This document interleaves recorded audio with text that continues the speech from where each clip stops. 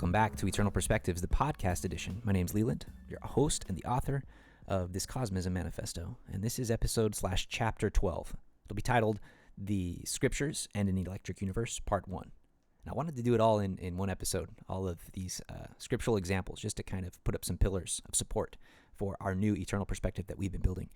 But I only got to Abraham. I started at Adam, wanted to be kind of linear, and only got to Abraham in writing and putting things together and the scriptures and examples before it became a behemoth. So I had to part it up. So that's what you get. And for those of you waiting between essays and episodes, I appreciate you. I love you. Thank you so much. Your words of encouragement that you send to me are golden nuggets, and I cherish them. And again, if I can even convey or be a catalyst for a fraction of the spiritual experiences or the love from God that I felt in preparing all of this and working on this and trying and attempting to share it with any of you, we're winning. I think that's wonderful, and I am grateful again. Praise to the Lord for this opportunity. But to be clear, I'm just a regular Latter-day Saint member of the church, and these are just my ideas, like sharing an open study note. I'm not trying to teach anything, or it's not like that. I'm just trying to provide a perspective into how I am following the prophet in trying to see everything through a lens that is centered on Jesus Christ and the temple and our covenants that we make there. And this cosmism, including a cosmic layer of the gospel, it does that. It centers around the temple, everything. All ancient mythologies, a lot of alternative paradigms and things, they support this idea, this alternative view and look. And it goes straight to what Joseph Smith was teaching and what we believe and teach and show and symbolize all over in the temple. So again, if this is your first time clicking on one of my videos, thank you for coming. But go back to episode 1 because we've laid a foundation of this paradigm already. And we've gone into depth in a lot of concepts that I'm going to assume that you already have some knowledge of as we now look back to the scriptures to kind of acid test this perspective, this lens, this filter even more. So with that, we'll jump in. So using our blossoming awareness of a cosmic layer of the gospel, which elevates light through Christ in the cosmos as the main organizational and motive force. What does that mean?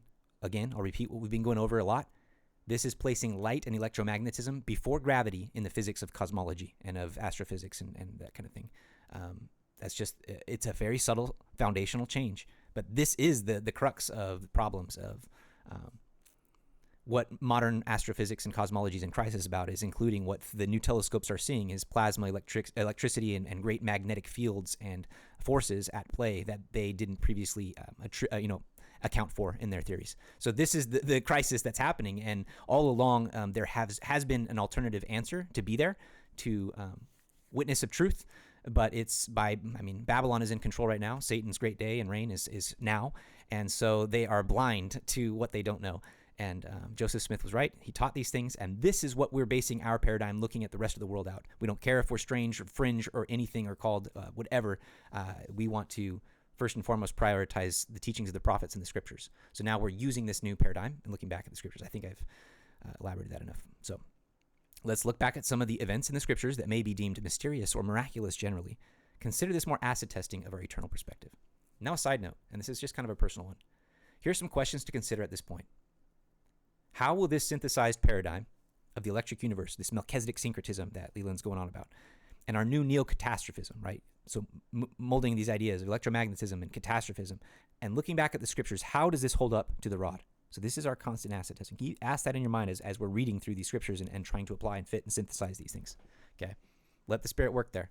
It's an honest question. It's a good one. Are the fruits good? How does a diligent study and synthesis of these things enlarge my understanding of Christ and his plan? Does this paradigm enhance my understanding of the temple and of my covenants with God and of prophecy and of symbolism?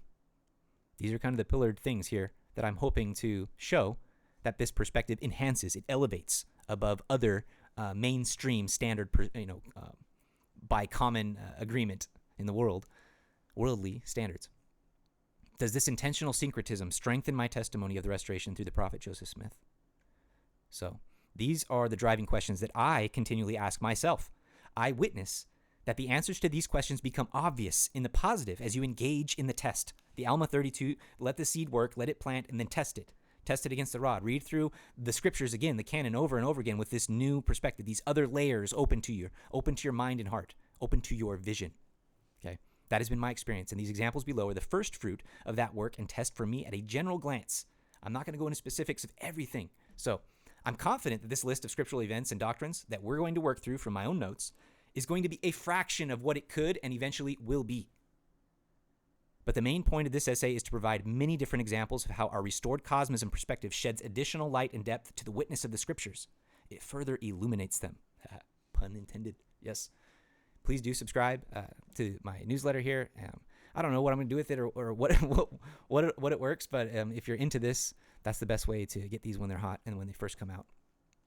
Moving on.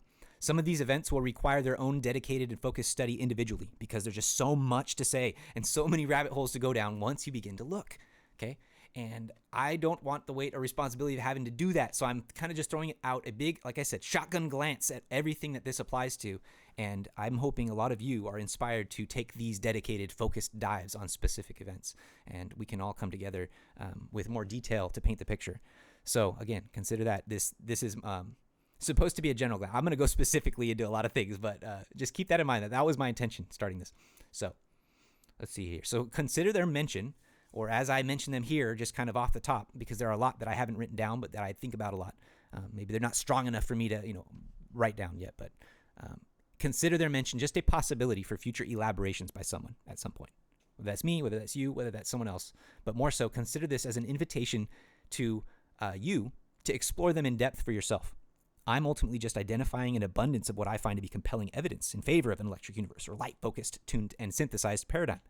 Now, remember that this lens assumes catastrophism. Just keep that in mind, because a lot of these events, I'm going to show you how they're enshrouded in catastrophism, that there is physical upheaval happening when all of these things are coming about, and it's a pattern easily recognized in this paradigm.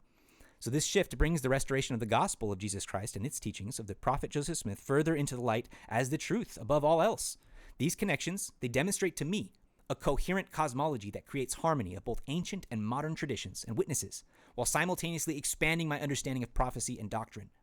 The current mainstream consensus cosmology cult, it dismisses with contempt the ancient witnesses.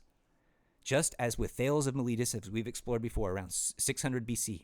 And I say that date again because it's the start of the Book of Mormon, it's the start of Daniel's visions in the captivity of Babylon and the kingdoms of the world, all of them set up. And when this ticking time bomb of a new age, the millennium, gets kicked off in full force, where you have this bifurcation of the Church of the Devil versus the Church of God beginning to take embryo, 600 BC, about that time. It becomes global. It becomes a global event again. Then we're approaching what happened before the flood, right? When the wickedness, the control of the secret combinations was a global thing, not just a localized event where you could have exoduses out and still have safe, passage.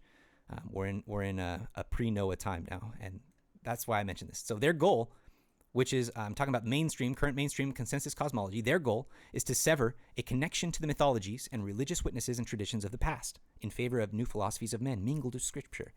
It's the same goal as Thales of Miletus back then, right? It's the satanic severing of the plumb line, the vain self-elevation and swing of the floating building. We will see how an electric universe tint on the scriptures will reveal just how impotent and the current mainstream cosmological/science perspective is in providing answers to the witness and record of seemingly miraculous things, and not just in the scriptures, but across all ancient history and mythologies. They dismiss it as fanciful or fever dreams, whatever it might be, right? They have no answer for it because they're intentionally trying to avoid what the answer is. This is an intentional and calculated fog of war by the enemy of your exaltation. And here's a picture again of, we've gone over this pretty much in depth, this big floating building, Lehi's vision, checkerboard, positive white versus dark polarity going on in the world and in the plan at this point. So it's like, think of it as cell division, and you have this big separation, these two pockets forming, and we're at the point of separation, basically. So click on that link if you'd like to read more in depth that, or if you forgot or want to review that. To me, the collective consideration of all this is overwhelming, and I know I won't be able to articulate every detail or relevant connection or example because I know that I know nothing and I have much to learn myself.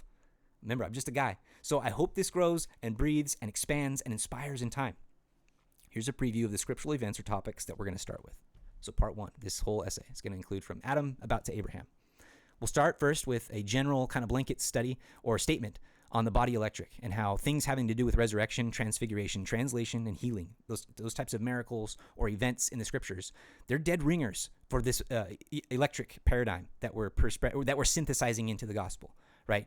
That a spiritual body is essentially a light body, as the New Agers would call it, right? That's a spiritual body when it's powered by light and not by blood. So we're going to go into that and consider any episode in the scriptures where these happen, look at them now with that new perspective, and they will fit. I'm telling you, all of them. We're not going to go into all of these events, but I'm going to link them down here for your own study and convenience. Also, let there be light in creation, and there's a lot more that we could go in there. I'm just, again, going to do kind of a snapshot of these things for you as breadcrumbs. So Enoch and the ascension of Zion, how is that possible? With the physics we know today and gravity-only stuff, it's a little complicated and sounds fancy or fanciful. But in an electromagnetic plasma universe type environment, this is conceivable. And so I'm just going to throw out a few concepts in plasma cosmology and physics right now that might provide kind of a scientific backing to make that more of a real thing and not something that can be easily dismissed just at a glance. That's what a shift in the foundation that we're talking about, a cosmological shift in your foundation, understanding light before gravity and how that can change lots of different things. It's going to apply. How a city could be elevated up into the sky or hold its position like the moon in like an electrostatic condition. Now, Noah and the flood. This is a huge, pillar of our eternal perspective being an electric universe type thing. And it plays in, when you talk about electric universe, you have to talk about Saturnian cosmology, and totally that's what we're synthesizing in here. It's what we've been doing. And the Noah story, everything points back to Saturn being the cause of the flood and 7 days of light, and we'll talk about that. So again, fits right into our electromagnetic catastrophic paradigm that we're painting here. And again, Peleg, the dividing of the earth. This one's exciting. I spent a lot of time studying this, and it was very cool. So again, awesome. We're going to go over that and how these are all dead ringers, support for this paradigm, this perspective. I'm going to get, that word's going to get, it's a drinking word, drinking of appropriate Mountain Dews and Coca-Colas, or not, swigs, when I say paradigm every time. Okay, also the Tower of Babel and Melchizedek and the ascension of Salem, again, kind of a parallel to Enoch. Once we talk about that, it applies to these. It applies to other episodes of translation, gone down to Elijah or up to even Moroni and going up through a conduit and these types of things, or the pillar of light that descends upon Joseph Smith. Eventually we'll get to those because they all fall in the same category. But in this initial drive, we'll spend some time understanding it, at least how I see it and how it applies, or how our perspective applies to that. Also, the brother of Jared, 16 stones that illuminate and glow and light their ships, and the time that they were in. I have a lot of cool stuff to talk about in that. Then last, we'll go and talk about Abraham and Sodom and Gomorrah, and we'll do a pretty good dive of Facsimile 1 and how it relates to previous things we've talked about, like the conference center rooftop symbol, or the new symbol of the church, this heavenly cosmic throne that is a congregation of planets, right? That the facsimiles in Abraham, I would argue and can demonstrate, map totally onto that perfectly. And so again, all of this fits within the realm of our unified cosmology, our Melchizedek syncretism. All right, let's jump in. Let me pause real quick and get a drink. Okay, so we start with the body electric, a review, because we've already touched on some of these things. But remember that the prophet Joseph Smith encouraged us to meditate on death and resurrection and our future judgment to glory more than any other topic. And if we go to that reference, it's the thing I've quoted in probably 4 of the essays so far, but where he says, all men know that they must die. And it is important that we understand the reasons and the causes of our exposure to the vicissitudes of life and of death, and the designs and purposes of God in our coming into the world, our sufferings here and our departure hence. What is the object of our coming into existence? Then dying and falling away, to be here no more? It is but reasonable to suppose that God would reveal something in reference to the matter. And it is a subject we ought to study more than any other. We ought to study it night and day, or day and night, for the world is ignorant in reference to the matter. And it is a subject we ought to study more than any other. We ought to study it day and night, for the world is ignorant in reference to their true condition and relation. If we have any claim to our Heavenly Father for anything, it is for knowledge on this important subject. Could we read and comprehend all that has been written from the days of Adam on the relation of man to God and angels in future states, we should know very little about it. Right? And this is kind of like what my effort is what I say. Like, I'm spending so much time and it's huge and long and so many hours to listen to me ramble on about these things or to connect these dots. And it's still so futile compared to what is there. And that is exciting. It's amazing to me. It's exhilarating. But he says here, reading the experiences of others or the revelations given to them can never give us a comprehensive view of our condition and true relation to God. He says, knowledge of these things can only be obtained by experience through the ordinances of God set forth for that purpose. Because it's through the ordinances of God that the power of God is manifest. And that is what converts. The Holy Ghost is what converts. It's what convinces. It's what testifies. It's what witnesses. okay? And through the ordinances that are set forth for that purpose is the only way to obtain these kinds of knowledge. This is what we've been talking about, building line upon line, brick upon brick, and getting to know our temple covenants and how they endow us with this understanding, this ability to know this knowledge. He says, could you gaze into heaven 5 minutes? Talking about a vision, right? Could you be filled with a vision for 5 minutes? You would know more than you would by reading all that ever was written on the subject. The Teachings of the Prophet Joseph Smith, page 324. And then I'll see also the white stone, because we did talk about this pretty extensively. So let's go back to where we were. It says, with that in mind, that Joseph Smith encouraged us to think and meditate upon death and resurrection and our future judgment. What kind of body did we want to resurrect to? If it's a celestial body, well, then by dang, we better be trying to live a celestial law, or at least have that as our goal, right? So let's start at that point. We just explored in the previous essay on kings and kingdoms, right? In macro view, how we are progressing in form from a spirit light body, a premortal spirit, to a spirit blood body, our mortal carnal state, to a spiritual or a spirit light body, resurrected and glorified to a degree or a type of light, whether it's celestial, terrestrial, telestial, and perhaps other degrees within, right? So as we are added upon through births and death and resurrection in the plan of embodiment, and we discussed that a lot, called the plan of salvation, the plan of embodiment, the plan of exaltation, of ascension, whatever. And here's my graphic from last time, going from spirit birth, spiritual, to a temporal, to a spiritual state. So let's ensure we synthesize this with our previous dive into the white stone and how the blood in our bodies is supplanted by a spirit or light fluid in the resurrection. This is the glory we seek after. Glory is synonymous with light. We want the celestial body type that enables us to commune with and endure the environment of the celestial kingdom.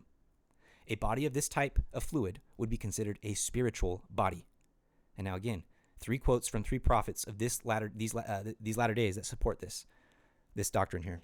Blood is supplanted by spirit in the resurrection. From Brigham Young, the blood he spilled on Mount Calvary, he did not receive again into his veins. That was poured out. And when he was resurrected, another element took the place of the blood. It will be so with every person who receives a resurrection. The blood will not be resurrected with the body, being designed only to sustain the life of the present organization. When that is dissolved, and when we again obtain our bodies by the power of the resurrection, that which we now call the life of the body, and which is formed from the food we eat and the water we drink, will be supplanted by another element. For flesh and blood cannot inherit the kingdom of God. I love this quote because he ties in perfectly exactly what we're driving home here, this concept of consumption and blood all being tied together with resurrection and this macro subject of our fall, and again, our elevation or our redemption, our deliverance into exaltation, back to our former state, being with God in the eternal family. Another quote from Joseph Smith. As concerning the resurrection, I will merely say that all men will come from the grave as they lie down, whether old or young. There will not be added unto their stature 1 cubit, neither taken from it. All will be raised by the power of God, having spirit in their bodies and not blood. Very explicit right there. And another from Howard W. Hunter. There is a separation of the spirit of the body, of the spirit and the body at the time of death. The resurrection will again unite the spirit with the body, and the body becomes a spiritual body, one of flesh and bones, but quickened by the spirit instead of blood. Thus, our bodies after the resurrection, quickened by the spirit, shall become immortal and never die. This is the meaning of the statements of Paul, that there is a natural body and there is a spiritual body, and that flesh and blood cannot inherit the kingdom of God. The natural body is flesh and blood, but quickened by the spirit instead of blood. It can and will enter the kingdom, because flesh and bone, right? It doesn't assume blood, but flesh and bone can also be powered by spirit. And that's what we have and will be. And that's how we can, again, endure the presence of God. And that's how transfiguration happens, is that the blood is purged, you're filled with light. This is why accounts of it in modern history, in modern church history, showed, I can't remember if it was Calhoun or what the exact name was, where they said he shone like an amber, almost like see-through. Like his blood was replaced with light, and then he kind of came back with blood. Like it's, I'm not making it up. So glorified bodies are intensely radiant. They are the focus of light that is often described as brighter than sun at noonday, or as lightning, or in some other awe-inspiring and electromagnetic way. In a true sense, they are light bodies. As we look to the scriptures, this light/spirit/glory, this focused synthesis, this light-focused synthesis, is an important bedrock concept in understanding the doctrines of resurrection, of translation, and transfiguration, and others. So this is what we sing. The Spirit of God, like a fire, is burning. And we read in Isaiah chapter 33, verses 14 through 17. The sinners of Zion are afraid. Fearfulness hath surprised the hypocrites. Who among us shall dwell in the devouring fire? Who among us shall dwell with everlasting burnings? He that walketh righteously and speaketh uprightly, he that despiseth the gain of oppressions, that shaketh his hands from holding to bribes, that stoppeth his ears from hearing of blood, and shutteth his eyes from the seeing of evil, he shall dwell on high. His place of defense shall be the munitions of rocks. Bread shall be given him. His waters shall be sure. Thine eyes shall see the king in his beauty. They shall behold the land that is very far off. Is this not what we were just talking about in seeing God? And having your bread given to you and your waters made sure, or your blood made sure, right, to withstand the presence. And again, I repeat it, bread shall be given him and his waters shall be sure. Think of that scripture, and especially that verse 16, in context of Revelation 2:17, and also of the Exodus and of the deliverance of Israel as a type or a temple motif. I see a clear allusion by Isaiah to Moses and Israel, or Enoch and Zion, or Christ and Israel Zion, at his second coming and deliverance. So you have these groupings of Moses, who delivers Israel, Enoch, who delivers his city Zion, and Christ, who delivers Israel, all of Zion at his second coming, the final deliverance. These are all kind of archetypes leading up. But in the context of the question, who among us shall dwell with the devouring fire? Who among us shall dwell with everlasting burnings? This is a temple/resurrection-focused prophecy. Okay, this is talking about the white stone, your body. What kind of celestial resurrected body are you going to have? What type of heart will you be purified to when the burning happens, right? He that hath an ear, let him hear what the Spirit saith unto the churches. To him that overcometh, I will give to eat of the hidden manna, and will give him a white stone, and in the stone a new name written, which no man knoweth saveth he that receiveth it. Revelation 2:17. Bread shall be given him is the manna, or the hidden manna, the resurrected celestial body, transfiguration, translation, whatever it might be, right? It can apply in multiple layers, as Isaiah's prophecies do often. Think about this in the context of Moses, right? When he invited them up to the mountain and he came back down glowing. He went up to the devouring fire and survived it and came back down. He invited them up to see God, to stand face to face, to see the king in his beauty, to behold the land very far off, where he lives, his throne. He invited them up to this ascension, this temple ritual, right? To higher covenants, to make and see and feel the power of God manifest in these ordinances. But they rejected it for a lesser law, right? This is what I'm talking about when I'm saying Isaiah is alluding to this, that it can apply in layers, not just to Moses and Israel and there at the Exodus, right? But like Enoch and his city in Zion, they lived that law. They wanted to see the king in his beauty, and they were taken up into his bosom, right? That's the goal. That was what was being offered to Moses and the people, but they rejected it, and so they stayed down, right? But it was the seed of Abraham that was prophesied to be the salt of the earth, that the scattering would happen, and that it would be to the benefit and preserve the earth as the footstool and crown jewel, basically, of the throne of Jesus Christ, which he will inherit at the end of the millennium. If you're following me, praise the Lord. Like this is what I'm seeing here, that it applies in layers. Ultimately, yes, to the second coming as well, right? Who among us shall dwell with the devouring fire when it comes down, the plumb line of the Lord, to destroy the wicked? Who will be standing in holy places? Who among us shall dwell with everlasting burnings? We are born in flesh through a veil of forgetfulness. We are illuminated by the Spirit through faith unto obedience, and eventually unto lifting the veil of forgetfulness to remembrance. Right? What am I saying here? I'm saying we come here, the whole process of coming down to earth, we come through a veil of forgetfulness, and we have to walk by faith. Right? We no longer see God as we did in the premortal existence when we were with him. We have to walk by faith, which requires some belief, which requires some hope, which requires some taking action without knowing for sure, right? And how are we guided? But we are illuminated. We are sent the Spirit either through the light of Christ, right? Or by the gift of the Holy Ghost to help us through. And this is a mock version, a restoration of what it was like to be in the presence of God in the premortal life. It's a refilling of our vessel with light, our refilling of our body with light. It is an emblem of what is to come in a resurrection where we fill our body with light, right? And so this is what I mean when I say that eventually, even though we come here in darkness, we are being invited to be endowed with light. And through our faith and obedience, we can lift the veil of forgetfulness to remembrance, like the brother of Jared, who his request could not be bound by the veil. He could see the Lord even in his premortal spiritual state. And this is the promise. Thine eyes shall see the King in his beauty, from Isaiah that we read above. They shall behold the land that is very far off. This is the vision, right? Then we die, and we're resurrected to be judged, and we live again for eternity in a glorified body or state, compensatory to our works. Kind of just what I rambled on right there anyways, how I finished up. That's what I mean in this paragraph. So the first gospel ordinances, think about them. They're baptism, it's an ordinance, and the reception of the holy gift of the Holy Ghost, the next ordinance you receive, right? Boom, one after the other. Baptism, confirmation. And also the sacrament. These are the first ordinances of the gospel, right? These express this theme that I'm talking about in a symbolic snapshot. It's the same like fractal, boom, boom, boom, the same layer.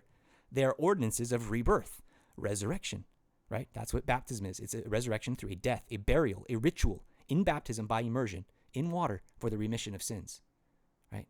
To fix what was broken, to a new life redeemed, to then receiving the possession or constant companionship or the presence, if we want to talk about it in a temple sense, or connection like the pillar of fire, like the plumb line, or like the cloven tongues of fire, or a wire, like a conduit, like a pillar of fire descending, right?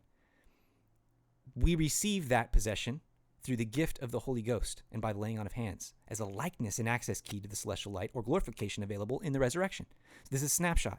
Baptism, gift of the Holy Ghost, and the sacrament. They wrap up these things. This idea that we are being resurrected to a celestial body to walk in the same light and glory and law as God the Father. That's the gift of the Holy Ghost. If we're walking and have his constant companion, it's because we're always remembering him, right? That's what the sacrament is here. We take it each week, and it's in kind, and it is an in kind, or pardon me, we take the sacrament each week. Oh man, I'm struggling. The sacrament we take each week is in kind a covenant ritual where we promise to be obedient and to always remember him so that his spirit may be with us. We eat the immortal work element, bread, and we drink the eternal life and glory element, water. Our bread is given and our waters can be sure based on our faithfulness. We seek the same resurrection and glorification as the Savior and mediator, Jesus Christ. And we make covenants to endow us with the power to obtain it as we exercise our faith in the building up of our own bodily temple, line by line, stone by stone upon the rock of Zion, Jesus Christ. And we actually covenant in the temple, not just to build up our own bodily temple, but also to build up the church of Jesus Christ of Latter-day Saints, right? The body of Christ, the body and temple of Christ. We have a social responsibility, as we discussed in Kings and Kingdoms. We are the sons of a king. The temple is the same conceptual snapshot. It is a body, or the body, filled with the spirit and presence of the Lord to facilitate covenantal reconnection to the celestial kingdom. It is an endowment of light. Here I have images of Moses, right? Filled with light, coming down glowing, having to use a veil on his face, painted with horns because of the electromagnetic line, the hook, the Birkeland current connecting to him, filling him with light, the presence of God with him, right? The transfiguration that he was experiencing. The tabernacle, the same thing, the pillar of fire coming down and filling it, the presence. The priest couldn't go into the tabernacle when it was filled with the presence of the Lord. The ark, same thing. Solomon and his temple, when it was dedicated, same thing happens. Kirtland, what happens when it's dedicated? The same thing, right? A felt presence of the Lord and light, visible angels being manifest, fire even. As you read the scriptures regarding the resurrection, transfiguration, and translation, and many other doctrines associated, this same pattern and concept is loudly highlighted or enhanced when my heart is tuned and aware of a light electrical plasma cosmology, which will count all of these instances, right, of resurrection, transfiguration, translation, as a successful acid test. Light is the beginning and the end, and the source of that light is Christ. So take the time to scan and study each of these with this in mind, right? And we can just click on like Guide to the Scriptures if we go here. I'm not signed in or whatever, but if you just read through these things, look at the context with this new filter. Make this a study guide. I promise, like this, I'm just leaving the breadcrumbs here because I've done this work.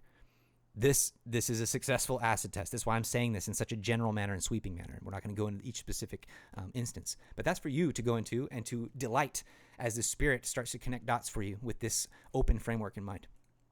Now, a side note on healing before we move on to specific events. With regards to the idea that we are beings of light, seeking greater light and power and ability to perform work to eventually endow light to others, like our Heavenly Father does with his immortal glory, we can also view healing miracles of the body in a new light. So corny. I won't go into this in detail here, but I want to plant the seed now as it rings harmonious with and is an essential layer of the body electric topic, like transfiguration, that type of thing, resurrection, just as we're talking about. Just consider some of the recent research on how more and more we are coming to understand that we are electromagnetic beings. There's this book called The Body Electric by Robert O. Becker and Gary Selden. It's called Electromagnetism and the Foundations of Life, or Foundation of Life. It reveals the compelling connection between electricity, electromagnetic fields, and living organisms. This exploration delves into how electric currents and fields influence essential biological processes, from tissue regeneration to mental health. So here's a little summary I put together about some of the topics explored in the book. I recommend it. Let's click on this, see if we can get it big. So here's some of the main topics the book will go over. That they've discovered that electricity is in living organisms and humans and other living beings, that they're electrically charged systems. Now, it goes over the role of electricity in regeneration, that electric currents aid tissue regeneration and self-healing. So the idea of grounding and having a certain pH level to what you eat and your diet and things like that, I think are woefully overlooked in modern science and things like that. Also in terms of treating depression and things like this. We laugh at like electroshock therapy and stuff like that in the past, but I think with a proper understanding or intention and application, we're going to find that that was the path that's been intentionally kind of publicly demonized for obvious reasons. So, and then also in the book, they talk about bioelectric fields. This is what I've talked about before. Kind of your body emits an aura or like a shield, double layers of plasma in a way around that connects with things. Right. This is what they talk about. That natural electric fields, they guide cell growth and differentiation. So that I love that. I won't go into it. We have too much to talk about. So okay, and bone healing. Right. Weak electric currents accelerate bone fracture healing. They studied and found that out in various studies that they cite. Also, the nervous system, how it interacts. Right. Electric fields are interacting within our nervous system for communication. It's wild the things that they've discovered. Like, we are so electric, it's crazy. And that's why, to me, it blows my mind when I suggest things like the electric universe, or that we are electric beings, and people are surprised. But diving into the specifics, it's pretty obvious. The book also talks about electromagnetic sensitivity, how living organisms react to electromagnetic fields, including technology's impact. And there's some other books out there as well that I'd recommend if you're worried about that kind of thing, with like 5G, cell towers, how much radiation we're putting around our bodies and in our homes as we sleep, as we interact. And I'm just as guilty as anyone else with it.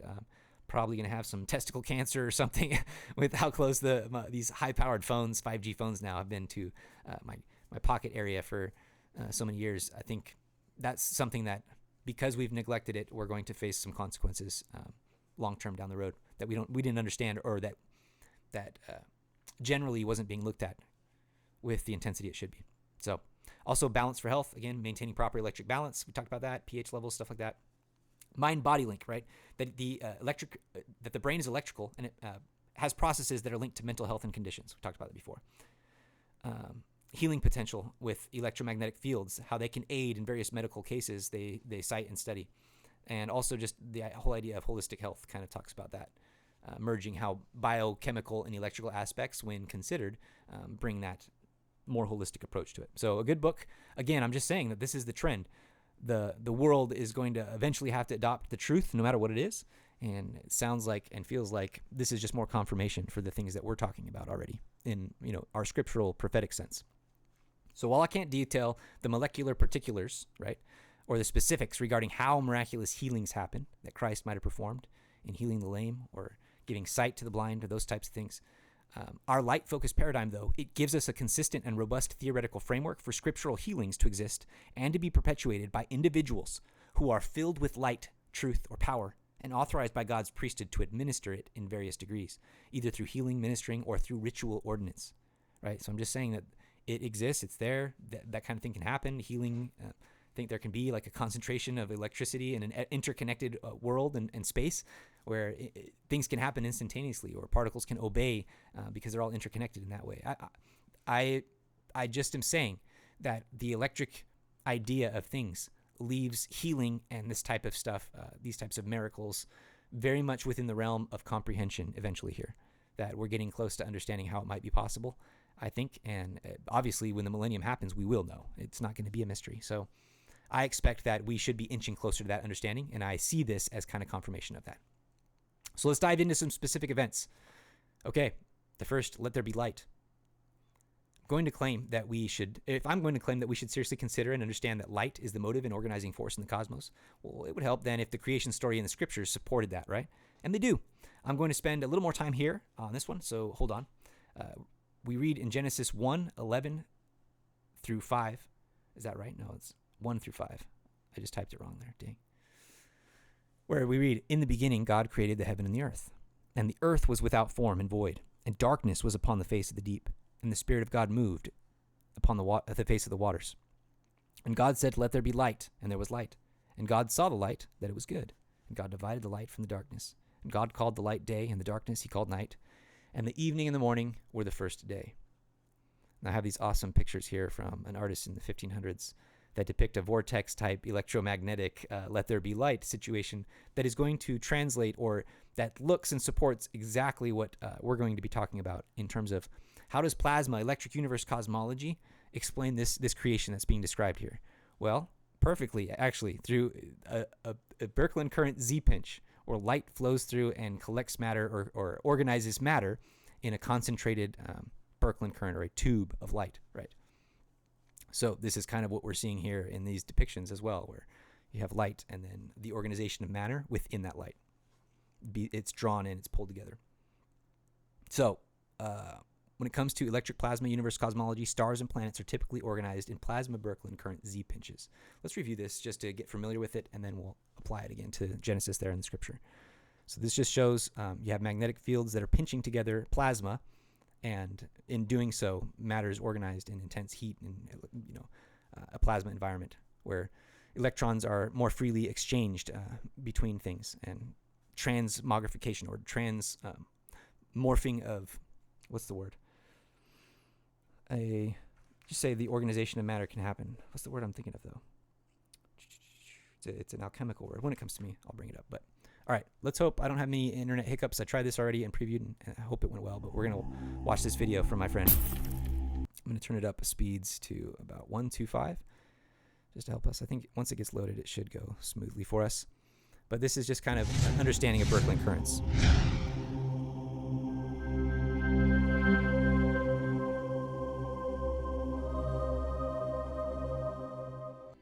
Hello and welcome to another episode of See the Pattern. In today's episode, we are going to be examining Birkeland currents, one of the backbones of an electric universe. We will examine the history behind how the Birkeland current concept came about, what they are, and what evidence we have for their existence in our universe. But let's start with a little bit of history. Christian Birkeland was born on the 13th of December, 1867. He was Keep in mind, too, just in general, in parallel, as I'm watching these, I'm thinking of, wow, look how this lines up with the dispensation of deceit we talked about and the restoration of the gospel, the dispensation of the fullness of times. That all these things are coming together and being proposed in parallel to these opposing doctrines of the devil, like evolution organic evolution and these types of things, uniformitarianism instead of catastrophism, and eventually Einstein's theory of relativity, which causes friction with the quantum world and things like this, where they totally just kind of push out Tesla, guys like Christian Birkeland, even Edwin Hubble and his protege Hannes Alfvén, who were making a lot of the discoveries that mainstream kind of just cherry-picked and ran with. Same even with Albert Einstein. I would say they've done that and held him up on a false pedestal that he probably wouldn't be ashamed of. That kind of thing. That's just what institutional science has done. And so I keep this all in mind as we're looking at the dates and just learning the history here of the Birkeland current. He was a Norwegian scientist who became fascinated by the aurora borealis, and he postulated that the sun's electrical discharges traveled across space and caused the phenomena back on Earth, and he conducted detailed experiments to test this hypothesis. In 1903, his experiments found electrical currents flowing parallel to the aurora formation. Now, as currents must always flow in a closed loop, he proposed that the currents must flow down from space and then back out again. Most scientists at the time disregarded his experiments, not believing that these charged particles could travel from the sun all the way back to Earth. And it was much more recently that it was actually rediscovered by NASA, who now call this the aurora electrojets, but it is exactly what Birkeland had speculated and discovered. So again, yeah, it's just this idea where you have people putting forth an idea saying, hey, this is what it seems like, and it is. They get snapped at in their own time, but then, 100 years later, they're okay to adopt it and kind of just ignore that Birkeland 100 years ago was right. And so I'm grateful for guys like this, See the Pattern channel and Thunderbolts Project and Velikovsky and anyone who's, even Nibley, who's there to put their neck out on the line to say, hey, guys, we should not be ignoring the obvious kind of thing. So this is a breath of fresh air to watch this and review this with you. But I mean, every time I'm watching these videos, this is what's going through my mind, this kind of stuff. In 1967, Dr. Alex Dessler discovered these electric currents in space, and he actually named them after Birkeland, and this is where the term Birkeland currents come from. These auroral Birkeland currents carry about 1 million amperes and can heat up the upper atmosphere, causing increased drag on satellites. Birkeland currents tend to form in long, thin filaments. But I guess the question is, why do the charges stay there? This picture is a map of basically the universe and how galaxies and galactic clusters and things like that, mega clusters, are all connected by these filaments of electromagnetic tubes, plasma filaments. This is how the universe looks. Doesn't this look like our cells, like when you zoom in and see them, and the brain and our synapses in the electromagnetic body that we have? Yes, it's the same, and it's a fractal pattern going in and out. That's what I'm saying. Like, apply what we're seeing everywhere else in life, that electricity is kind of the power of God, in how Laman and Lemuel recognized it when Nephi shocked them, right? That this is what we should be seeing and expecting as we look out into space, that everything's interconnected as an organism, as organized matter. Because we know that like charges will repel. However, if we move the charges, what will start to happen is a magnetic field will be generated by the particles' movement. As they move quicker and quicker, the magnetic field gets strong enough to counteract the repulsion, and in fact, if we increase it even more, they actually start to become attracted to each other. So we end up with contractions in the filaments, which we will look at in a little bit. Those are the pinches. Are called Z-pinches. Yes. Now, the magnetic field actually consists of two separate components, an axial component and a wraparound component.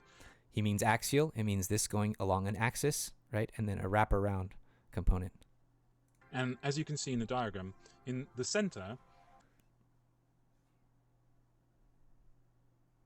the direction of the magnetic field is in the same direction as the flow of current. But as we move further out, the lines of the magnetic field change, and you end up with a different orientation. And in this diagram, we can only see 3 sections, but effectively what you can see is the direction of the magnetic field is changing as you move further out. Now, if you were to continue going further out, what you would actually see is the magnetic field would change its direction.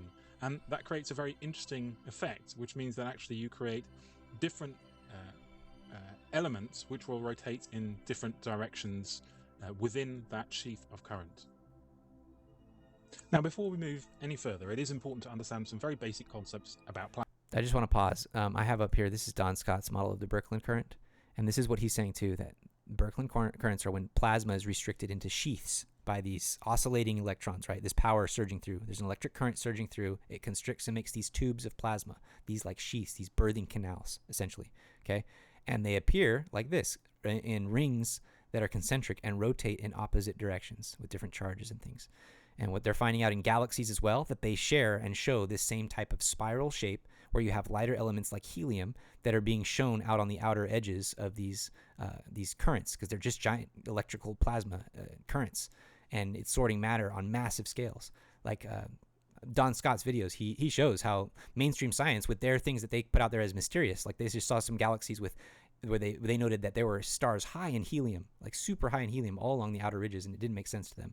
But it like approved and supported exactly what Don Scott here has put forth in what a plasma current or a Birkeland current, how it's structured. And he's got the math and everything in his latest books called The Interconnected Cosmos to kind of back that up. If you're more of a scientific brain and need the numbers type thing, need the math, I would look there to Don Scott and his work on the Birkeland current.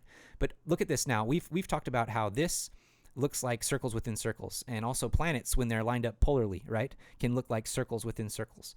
And in prophecy, we hear of circles, wheels within wheels, and turning and spinning opposite directions and coming down and moving forth and with and what. Like, so keep this in mind as we move forward, because it's critical. Our plasma universe cosmology ties them together coherently. Whereas to the rest of the world and to every other theory I've ever heard that describes the chariots that Ezekiel sees, the Merkaba or whatever, the four beasts, the tetramorph of John's Revelation, which is the same four beasts of Daniel's Revelation, when they're all looking at the same throne of God, right? It is more related to this structure of plasma and planets and things that are interacting in a sheath, a plasma sheath, or electrified environment, when a higher current is running through planets in one of these filaments that we were just looking at here in the video. So with that in mind, keep that in mind moving forward. Plasma.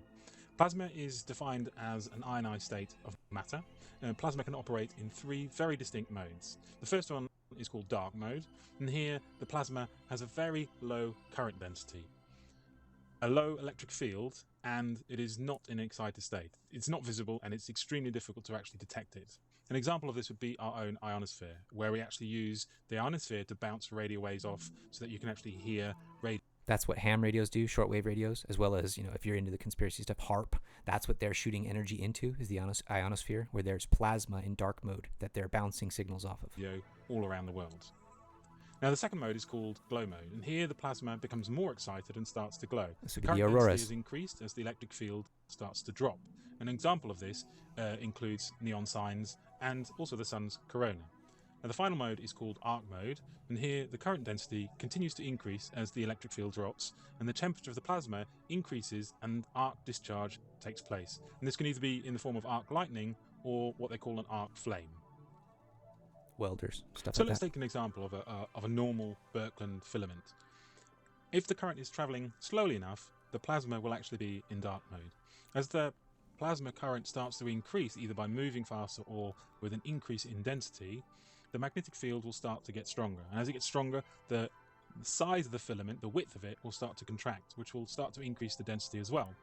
And that causes the magnetic field to get stronger again. The plasma will then, as they kind of get closer together, they get squeezed together, there's more energy going into it. The plasma will go from dark mode into glow mode. Let there be light. Okay, think of that when we're talking about this. If we continue to increase the magnetic field, the pinch the power becomes stronger and stronger, and you start to see this very much like a bottleneck shaped in the filament. Now, if it gets large enough, something called a Z-pinch occurs. Now, this is where the current density increases enough to cause the various layers in the Birkeland current to cross over each other. So we have the layers from the outside on both sides, and they get squeezed in. It's the same with chiasmus. They showed an X or a Z. It's like the shape of it where it's crossing. It's a cross, the same type of idea. And this is the spinning swastika type shape as well. Like when you're cutting and bisecting and looking at these kinds of plasma structures, they start to make all the shapes that you see in symbolism. So this is what I'm talking about, that our cosmology here, this Saturnian plasma cosmology, you won't find anything else that coherently wraps everything else you can think of that symbolism imitates or tries to fork off of, doesn't root back to this type of stuff or can be explained this way. So this is why I'm spending some time in showing these types of ideas.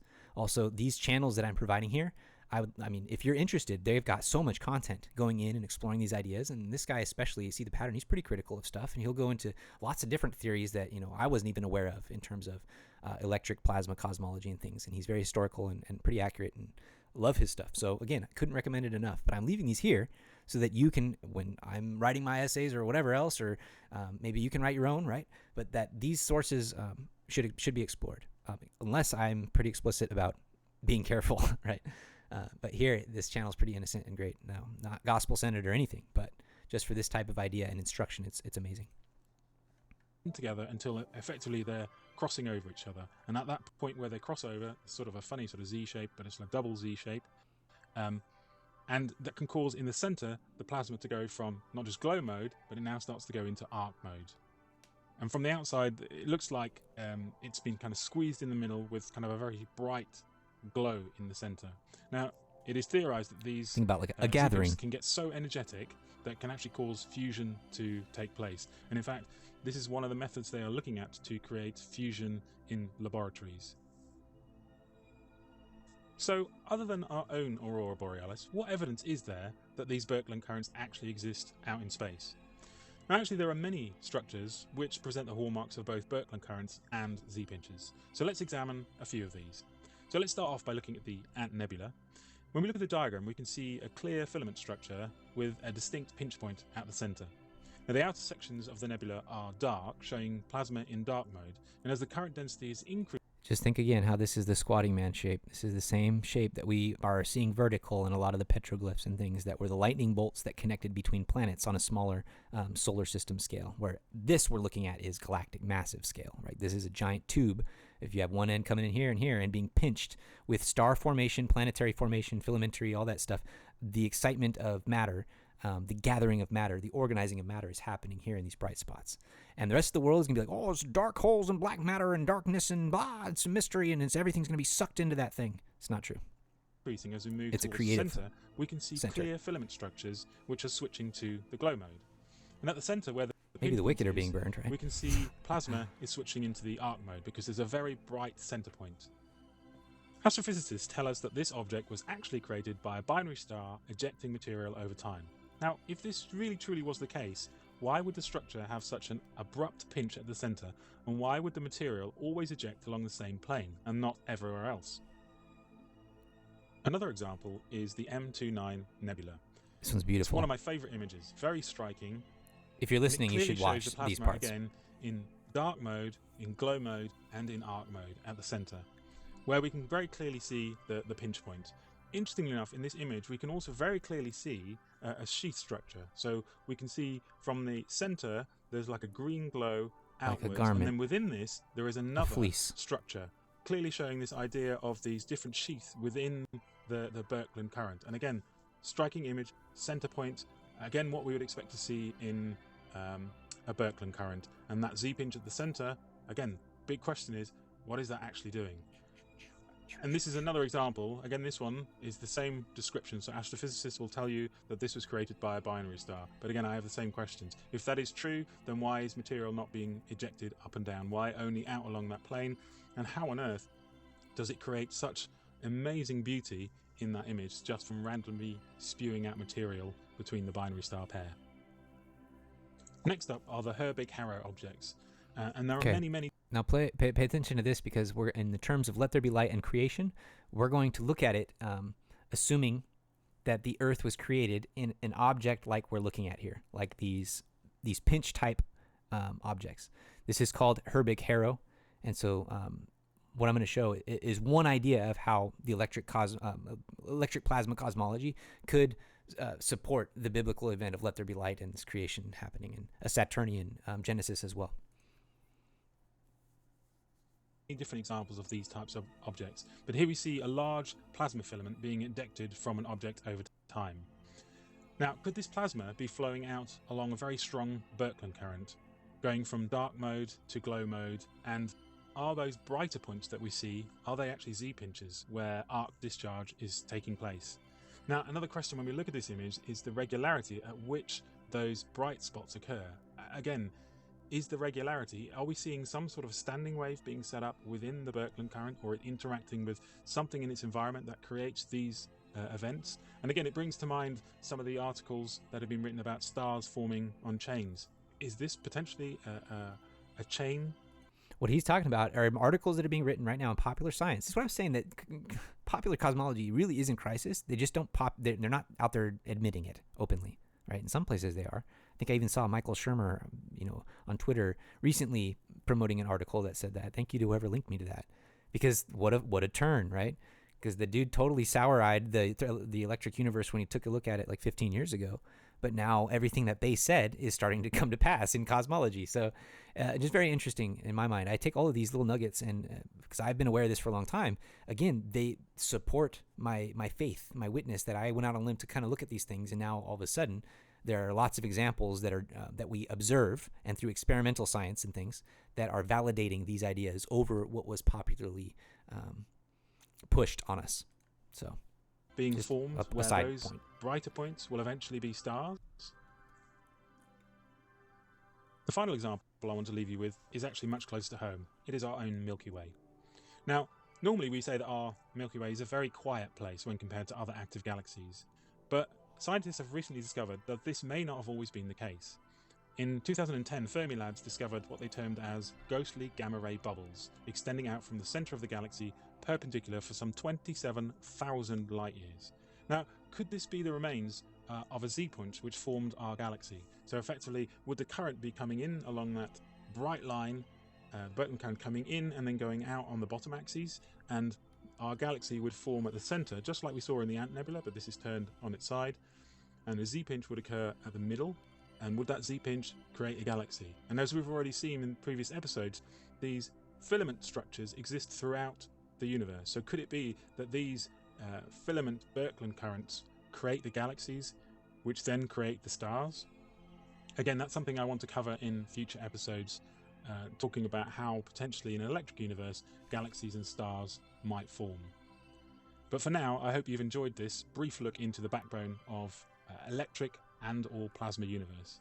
As always, follow the evidence, be brave, be curious. The truth is waiting for us. Until next time. The truth is waiting for us. Ain't that the truth? Okay, so just to recap, we went over Christian Birkeland, plasma universe, auroras, that kind of stuff, evidence of it, how they form in filaments, the double layers, the sheath, the concentric circles, as we talked about. All that's important in understanding creation, and a lot of the imagery and the stuff that is portrayed in prophecy, right? I'm talking, again, Ezekiel to Daniel to John to Isaiah.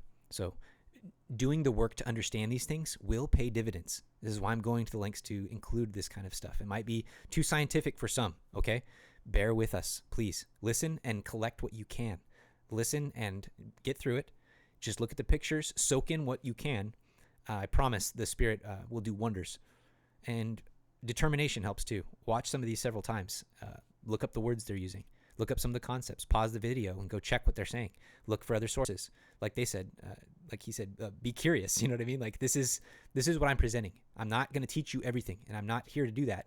I can't, and I wouldn't presume to. But I do want to make it clear that you've got to do work, and it helps to be curious. So we'll continue our familiarization with Herbig-Haro objects, this time from the Thunderbolts projects themselves. This is Stuart Talbot, son of David Talbot of the Saturn myth. So let's take a listen. We'll speed this up too. A little shorter, but worth it. Again, bear with me.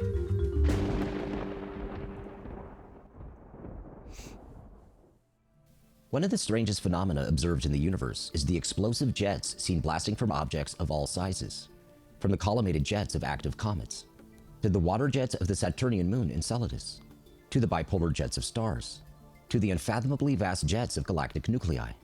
We were all taught that space is a perfect vacuum, and in a universe where gravity is said to predominate, simple thermal heating, mechanical shock, and magical magnetic dynamo models are required to explain the jets. Nowhere does this reasoning become more problematic than with the mysterious entity called the Herbig-Haro object. First observed in the late 19th century, the objects are bright nebular patches, and these were eventually determined to be distinctly associated with newborn stars. The standard description of the formation of Herbig-Haros states that the collimated bipolar jets of ionized gas ejected from a star collide with clouds of gas and dust. However, the gravitational models of astronomy and astrophysics never envisioned such bipolar jets streaming away from stellar bodies. In fact, and this point cannot be emphasized enough, neither gravity nor standard gas laws would allow it. Under the popular theory of star formation, it is matter, quote, falling inward under the influence of gravity that creates stars. Again, just keep in mind what I said at the beginning, that our perspective, like he's suggesting here, switches the role of electromagnetism above gravity, where they describe all of planetary creation, stellar formation, that kind of stuff, through accretion models by collapsing gravitational disks. We can say it's not necessary that plasma filaments through Z-pinches, made the microphone pop there, through electromagnetism can form these things, and much faster than what would be required by gravitational laws alone. No proponent of the nebular hypothesis ever imagined in advance of discovery that after gravity accomplished its mass-gathering feat, it would give way to a more powerful force evident in the jets. An oft-used quote on this channel from economist Milton Friedman states, "The only relevant test of the validity of a hypothesis is comparison of prediction with experience." Many decades ago, the father of plasma cosmology, Hannes Alfvén, predicted that stars formed by the He's the, that I mentioned, the protege or the understudy of Edwin Hubble, of the Hubble telescope. Electromagnetic Z-pinch effect along vast networks of filaments, like pearls on a string. And in the 21st century, space telescopes have imaged these spectacular filaments of constant width in star-forming regions, which is not merely difficult for gravitational theory to explain, but is in fact an impossible gravitational process. The problem that Herbig-Haro objects have presented for astronomy has only grown worse with each new discovery. A glimpse into the crisis can be found in an Astronomy Picture of the Day feature, which highlighted the spectacular Spitzer Space Telescope image of Herbig-Haro 4950. The details seen in the powerful jet, which is light years long and is moving at 100 kilometers per second, lead the authors to refer to it as a, quote, cosmic tornado. The authors of the APOD state, though such energetic outflows are well known to be associated with the formation of young stars, the exact cause of the spiraling structures apparent in this case is still mysterious. To gain a clearer sense of astronomical theory's failure to predict or explain the Herbig-Haro phenomenon, let's go back a quarter of a century to an explanatory page on the official website for the Hubble Space Telescope, first published in 1995. The explanation begins with these statements. Stellar jets are analogous to giant lawn sprinklers. Whether a sprinkler whirls, pulses, or oscillates, it offers insights into how its tiny mechanism works.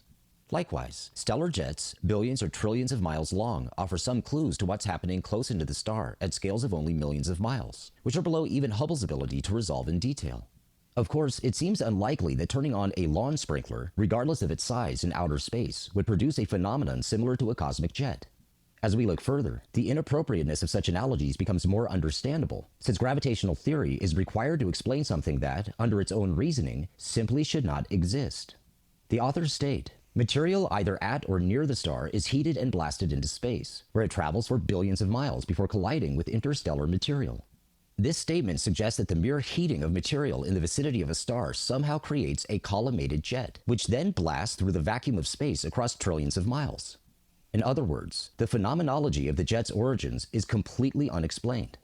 The authors then have no choice but to acknowledge the depth of the mystery they face. And scientists do this like a lot. I learned in my college experience in studying some of these things. I studied black holes. And at the end of every rope you pull or string theory or whatever it is, it ends up like he's describing here, that they're just kind of like they don't know. It doesn't make sense. The ideas are contradictory, as in like heating up a bunch of stuff in here is going to create these collimated jets that even I think it's Alphen in one of his books shows that matter is created in a quantized manner where like they're match on either side of this. So like how is that by chance unless there's some type of wave or form or electromagnetic field that is the force that's creating this and not just by chance explosion going out into space. They state, why are jets so narrow? The Hubble pictures increase the mystery as to how jets are confined into a thin beam. Then, after noting that the Hubble pictures tend to rule out the then popular idea that a disk around the star could provide the needed, quote, nozzle to produce the jets, the authors note, one theoretical possibility is that magnetic fields in the disk might focus the gas into narrow beams, but there is as yet no direct observational evidence that magnetic fields are important. As we've noted many times, the extraordinary pervasiveness of cosmic magnetic fields was never predicted by institutionalized astronomy. The authors of the aforementioned piece partly affirm the reason for this. Like you guys, once you understand that is as late as 1995, okay, they were out there downplaying magnetic fields in space, that they didn't really do anything. And now we've got James Webb Telescope out there literally mapping magnetic fields. And everybody's like, oh, what the heck? Cosmology's in crisis now. When these guys from the beginning were suggesting alternative ideas and being shouted down by popular... I'll refrain from words I want to use. As they reveal no awareness of the established behaviors of electric currents and electric discharge in plasma. They ask, what causes a jet's beaded structure? And why are jets kinky? Indeed, the authors have identified two of the most commonly recognized features of plasma discharge: beading and kink instabilities, as seen on your screen. The visual similarities to the stellar jets are undeniable. Unfortunately, the official Hubble explanation concludes with a laser-like focus on inappropriate, purely mechanical theory. The authors state, the beads are real clumps of gas plowing through space like a string of motorboats. They then propose that the, quote, kinks along their path of motion, end quote, can be seen as evidence for a stellar companion, one that, quote, pulls on the central star, causing it to wobble, which in turn causes the jet to change directions, like shaking a garden hose. Today, with space telescopes like Hubble providing an unprecedented view of the cosmos, such as this beautiful image of Herbig-Haro 111, mainstream astronomy and astrophysics seem no better equipped to explain the Herbig-Haro phenomenon. In reality, the spectacular stellar jets which produce Herbig-Haro objects are not unexpected if stars form at the focus of an electromagnetic Z-pinch. From this perspective, the discharges sometimes seen at electrical circuit breakers are clearly more analogous to stellar jets than the stream of water from a garden hose. The mystery of the Herbig-Haro object is yet another of countless reminders that plasma cosmology and electrical engineering remain undiscovered countries for mainstream astronomy. No astrophysicist considers that any magical magnetic dynamo may be a simple electric motor driving these spectacular stellar jets. There you go. That's a great introduction to these ideas. Let's just recap real quick, and then we'll jump into a bit more. So jets are observed in space. Gravitationally focused theories fail to respectively predict or explain these Herbig-Haro objects. Now, in 1913, Hannes Alfvén predicted star formation along filaments like pearls on a string due to the electromagnetic Z-pinch effect. And now we're witnessing that with everything we're looking out there and seeing. It's validated. His predictions have been validated by modern space imagery and observation. Where his predictions are confirmed, gravity theories face impossibilities. Pervasive existence of magnetic fields in the universe was not predicted by consensus astronomy.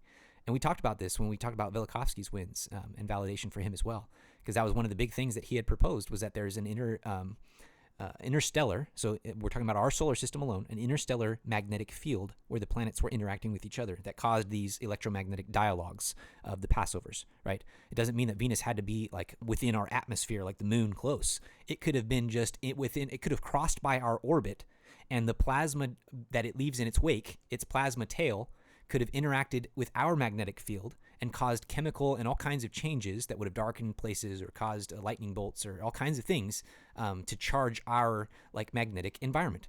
Okay, so when you add these things together, a lot of what we're talking about in terms of catastrophe coming from the stars and the situation of the planets not being as secure and ancient as popular people want you to think, it all makes sense in this paradigm. And that, in fact, they were talking about this a long time ago, and now we're putting all the pieces together. The fog is starting to clear on this.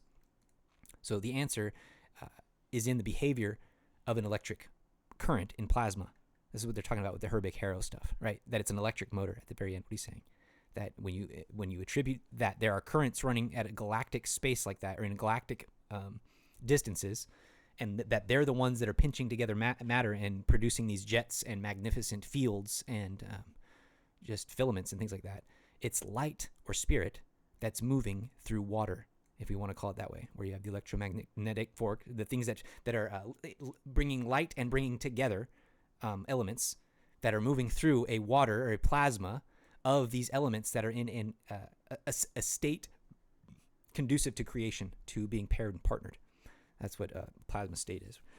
So plasma is everywhere, right? And this is a huge answer to questions that you're gonna. I'm sorry, I got drink an energy drink. I shouldn't have done that. Now I'm all wired. Wow, but I'm burping it up. Plasma is everywhere, right? So if you're not in college yet, or you're going to take these things, just understand this. They're going to teach you this emptiness of space crap over and over again, and how this is why they talk about dark matter, dark energy, because the real material makes up 4% of matter, like solids, like we're talking about solids, liquids, gases, makes up 4% of actual matter that we can see out in the universe and that we interact with. Everything else to them is unaccounted for, and this is why they look at galaxies and they don't see enough matter in them for gravity-only theories to make sense of their shape, form, and motion, their morphology. It doesn't make sense, so they have to create all this extra stuff. But what Plasma Universe says is, guess what? All of the matter that we see out there is in a plasma state, and that's what accounts for all this missing matter that we can't see. It's in a dark mode, or it's ionized to an extent that it's like dust that we can't pick up. But as our telescopes are getting stronger, and we're starting to see these lesser energies, these plasma dark modes, right? We're starting to see all the different layers that are actually out there, and that we're like looking through a glass dimly lit, or a glass darkly, because there's so much stuff in between us and the next place that we're trying to look at. We're just barely starting to realize that. So this is critical. This is big. This is like a huge chop with an axe to the tree of consensus cosmology, Big Bang cosmology. So it essentially is the once dismissed ether or aether that early apostles like Parley P. Pratt, Orson Pratt, and things were talking about, how light might have been propagated through a medium, that there's an ever-connected or an interconnected something that's out there, like the light of Christ operates in and through. It's the switchboard or whatever that it can access and connect to anything by and through. They call it the ether, aether. Now, there are a lot of different ideas and things written about this, so I'm just using it as a general sense here. I'm not... so just take it as that like this idea, the fusing of them, I can see how they synthesize together. It's an all-present medium through which light propagates. Matter swimming through water, unorganized or organized. Now, it's unorganized until what? Until a current of light comes through, a voice, right? A wave, om, yom, and begins to bind and organize the matter in pinches. Let there be light. So Even amongst those who believe in a plasma universe, though, there's plenty of healthy debate and speculation theorizing about the genesis of Earth and our system companions. So there isn't a unified story, even when you adopt plasma and electric universe, as to how the Earth was formed and how it got placed in the solar system. It's so open, wide open, because of the ideas that electricity and plasma and stuff add to celestial mechanics and what's possible, that there's healthy debate. It's great. There's wonderful things to explore and look at and compare and kind of put in place of our doctrine and see what fits best. And so I'm going to present something that I think exemplifies one way that this idea can be supported very easily with basically through our scriptures and stuff like that. That's what I'm trying to say. Kind of lost my train of thought. Okay, hold on. Back to it. I think it's a great thing for the advancement of this interdisciplinary approach to revisiting our scientific foundations and uprooting the corruption. So I'm talking about, I think, the diversity of debate amongst plasma universe people about the genesis of Earth is good. Although I do think with our Joseph Smith teachings, Pearl of Great Price and things like that, we have a bead on what's true and what should be right. So that's why I'm going to share what I'm going to share. So there are several compelling theories given this paradigm as to how our Earth could have first been a satellite of Saturn, who once was a brown dwarf star in a more active Herbig-Haro, or polar configuration, as we've called it, type environment. So now here's where I'm bringing in what we were just talking about with Herbig-Haro. Now assign that or contextualize that with what we talk about in polar configuration. Planets that are lined up like beads on a string, polarly aligned in a string, in a line. Okay, so we're talking about, this is how we could talk about a Saturnian genesis, where Saturn was once the star that Earth was underneath. So it was then captured, right, at present by the current sun that we see rising east from west, or east to west. It'll be helpful at some point to highlight the various capture ideas and theories, like all of the different ones that are out there. For example, Talbot and the Thunderbolts, like Wal Thornhill and them, they don't share the same Herbig-Haro structure that I'm going to share you. It's not the same if you go through what the Thunderbolts project think. They think that the Saturnian theory was approached the sun's system from an outside, or from underneath and above, and then was captured. This one I'm going to show you, the Saturnian system was initially in line with the sun and then was captured up into its equatorial disk. If that doesn't make sense now, I've got some visuals and I'll continue to harp on trying to explain this. I can see it in my head. Perfectly articulating it is near impossible without doing what I'm doing here. So, okay. So what I'm saying here is it'll be helpful to go through and identify all the different plasma cosmology or electric universe type theories of creation.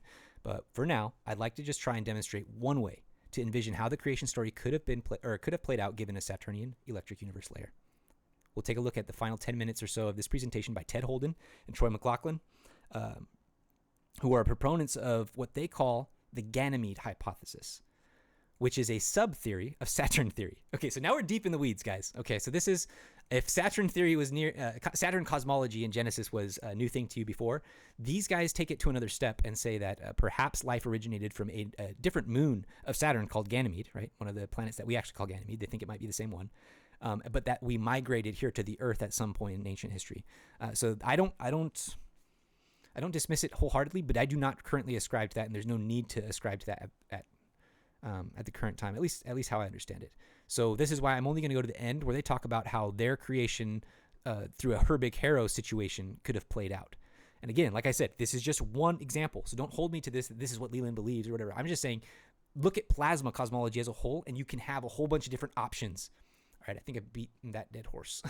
So Ganymede hypothesis is a sub-theory of Saturn theory that posits that life may have originated on Ganymede and migrated to Earth during the initial breakup of the polar Herbig-Haro column.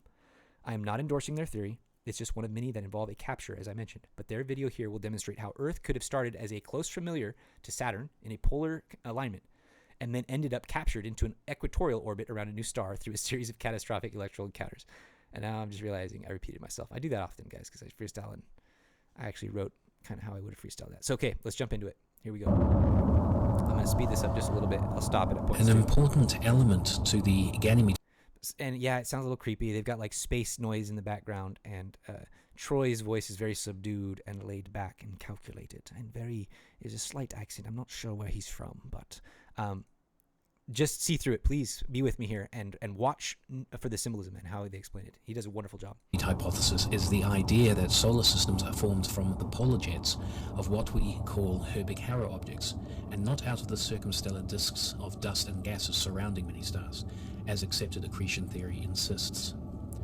A Herbig-Haro object is a category of axially aligned celestial objects centered around young protostars. This is what we've just been that talking seem about. to be emitting vastly long polar-aligned jets of plasma along their axes of spin. Along the length of these jets can be seen what are believed to be beads or bubbles of plasma. While it is currently not known exactly what might be inside these so-called beads, their sizes and nature indicate to proponents of the electric universe model that these beads might be areas of intense electromagnetic activity, and therefore possible areas for planetary formation. Mainstream science claims a Herbig-Haro object's polar-aligned jets are simply pressure-induced hot gases being spurted out into space by their protostar, in the same way a garden hose spurts out a stream of water. Do you see the coherence here? I hope you see that all these guys are saying the same thing, okay? That the mainstream says that this is a garden hose and pressure and gravity and just induced by chance and shoots out the poles because they don't know. And these guys are saying unilaterally, like, hey, that's fake and dumb because this is the more easier, simpler explanation. Occam's razor here. However, the garden hose analogy fails when one realizes that gases under pressure dissipate almost instantaneously in the near vacuum of space and simply cannot maintain the physical integrity as seen in these vastly long streaming jets that typify Herbig-Haro objects. According to the electric universe model, only the filamentary nature of electrically charged plasma, as seen in countless color-enhanced images of space, can account for the nature of the so-called gas jets we see being emitted from the polar regions of protostars that make up Herbig-Haro objects. This is because these so-called jets are, in reality, powerful Birkeland currents, the plasma-conducted currents of electrical energy that permeate space and which were first discovered over 100 years ago by the Norwegian scientist Christian Birkeland. According to electric universe principles, the protostar seen at the center of Herbig-Haro objects forms as a result of a Z-pinch taking place along an existing Birkeland current.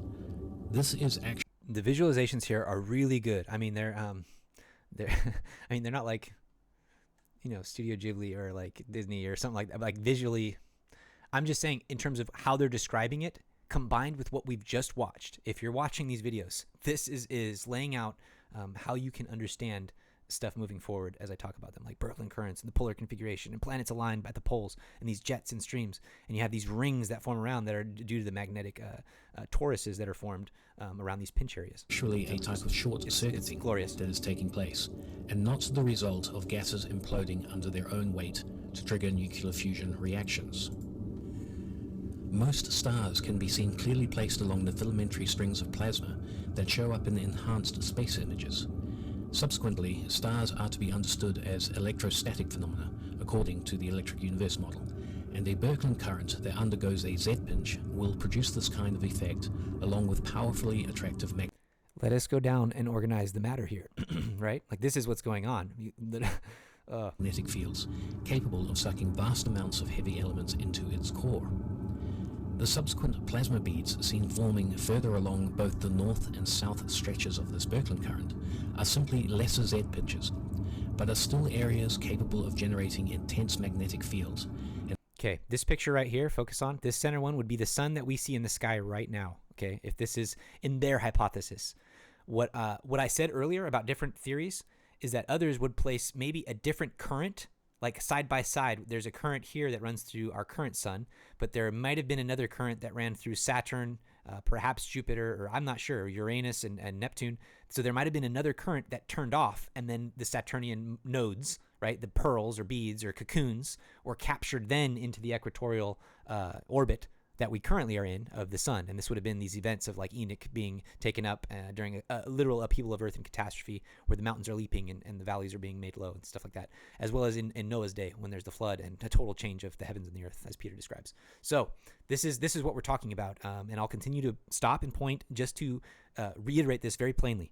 Okay, so their model lines the sun up with all of these gas giants that we have in the system now, that this current turns off, right? This would be the fall.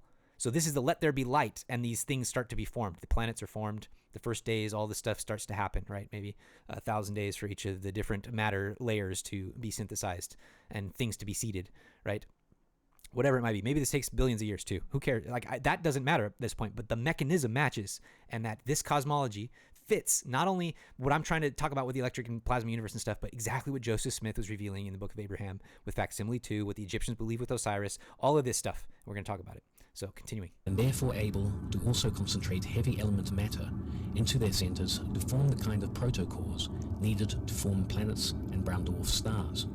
See him As rotating stated within. earlier, while it is not currently known what is inside these plasma beads, the authors of Cosmos in Collision believe protoplanets and proto-brown dwarfs can and are being created by this process. At some stage in the Herbig-Haro object's life, the highly active Birkeland current that has formed the central protostar and the series of Okay, before it moves on, because he's about to talk about this fall part right here, the 2843. So let me go over what I was just talking about. I should have mentioned it. So this structure right here, when it's lit up like this, when the Herbig-Haro jets are connecting these things and everybody's in line, in the same light, okay? This is creation and organization within a tree of life, okay? I want that to be in your head, or the Nile River, and we're going to talk about Egyptian stuff. Okay, this would be when the earth was in the water, standing in the water and standing out of the water kind of thing when this happens. This is standing in the water, and then standing in and out is going to be when this line is disconnected, when the current turns off, when the electric current turns off, right? The fall happens, when a disconnection from celestial glory happens. And then these things are left to kind of float, and they get captured, okay? That's what we're going to witness. So this creation and organization within a tree of life, or this column, is the tree, the lotus flower, the world mountain, the temple, and presence of the Lord. It's the Garden of Eden when it was good, when these things were created perfectly, right? They were still connected to the Birkeland current, still connected to the host star kind of thing. So keep that in mind. plasma beads along its length will break. When this happens, the protostar is electrically severed from the So this in my mind right here, this break of the current is the fall. It's when the mainline Birkeland current, or the celestial organizing energy, or the voice, is shut off, and their worlds are cut off from the tree of life, from the planets of higher orders, and the things that were connected further along that were created first and injected them out, kind of stuff. Portals to perhaps other layers, higher kingdoms. So this is the fall in this scenario. And again, while these guys have it lined up with the sun, I'm saying there are other theories that aren't so strict to this, but the principle of a current turning on and off and keeping these things in line, and then a capture event, because think of different filaments turning on and off, things like that.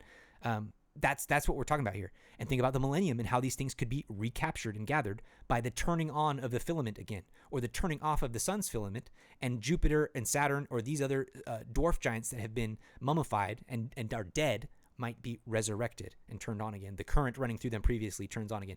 I believe this is kind of a millennial type visualization if you wanted to take it to the end. This is the alpha, the creation form. The ending will be similar to this. So keep that in mind, the alpha and the omega, that type of idea. The voice of the Lord, the word of God, Christ's light being the organizing force, the creative force. So this in my mind is analogous to the fall, blah, blah, blah. I think I just read that. So again, I'm not presenting this video as the answer. And let's watch it out to the end here just real quick, because I want to show the capture part. plasma beads seen along the length of its jets and severed from any object that may have formed inside these plasma beads. The jets will disappear, effectively leaving a series of independent celestial objects strung out from each other along their original axis of spin. That is, a series of axially aligned celestial objects that will range from the main protostar at the center of the Herbig-Haro object to possible brown dwarfs, gas giant planets, and even terrestrial planetary bodies.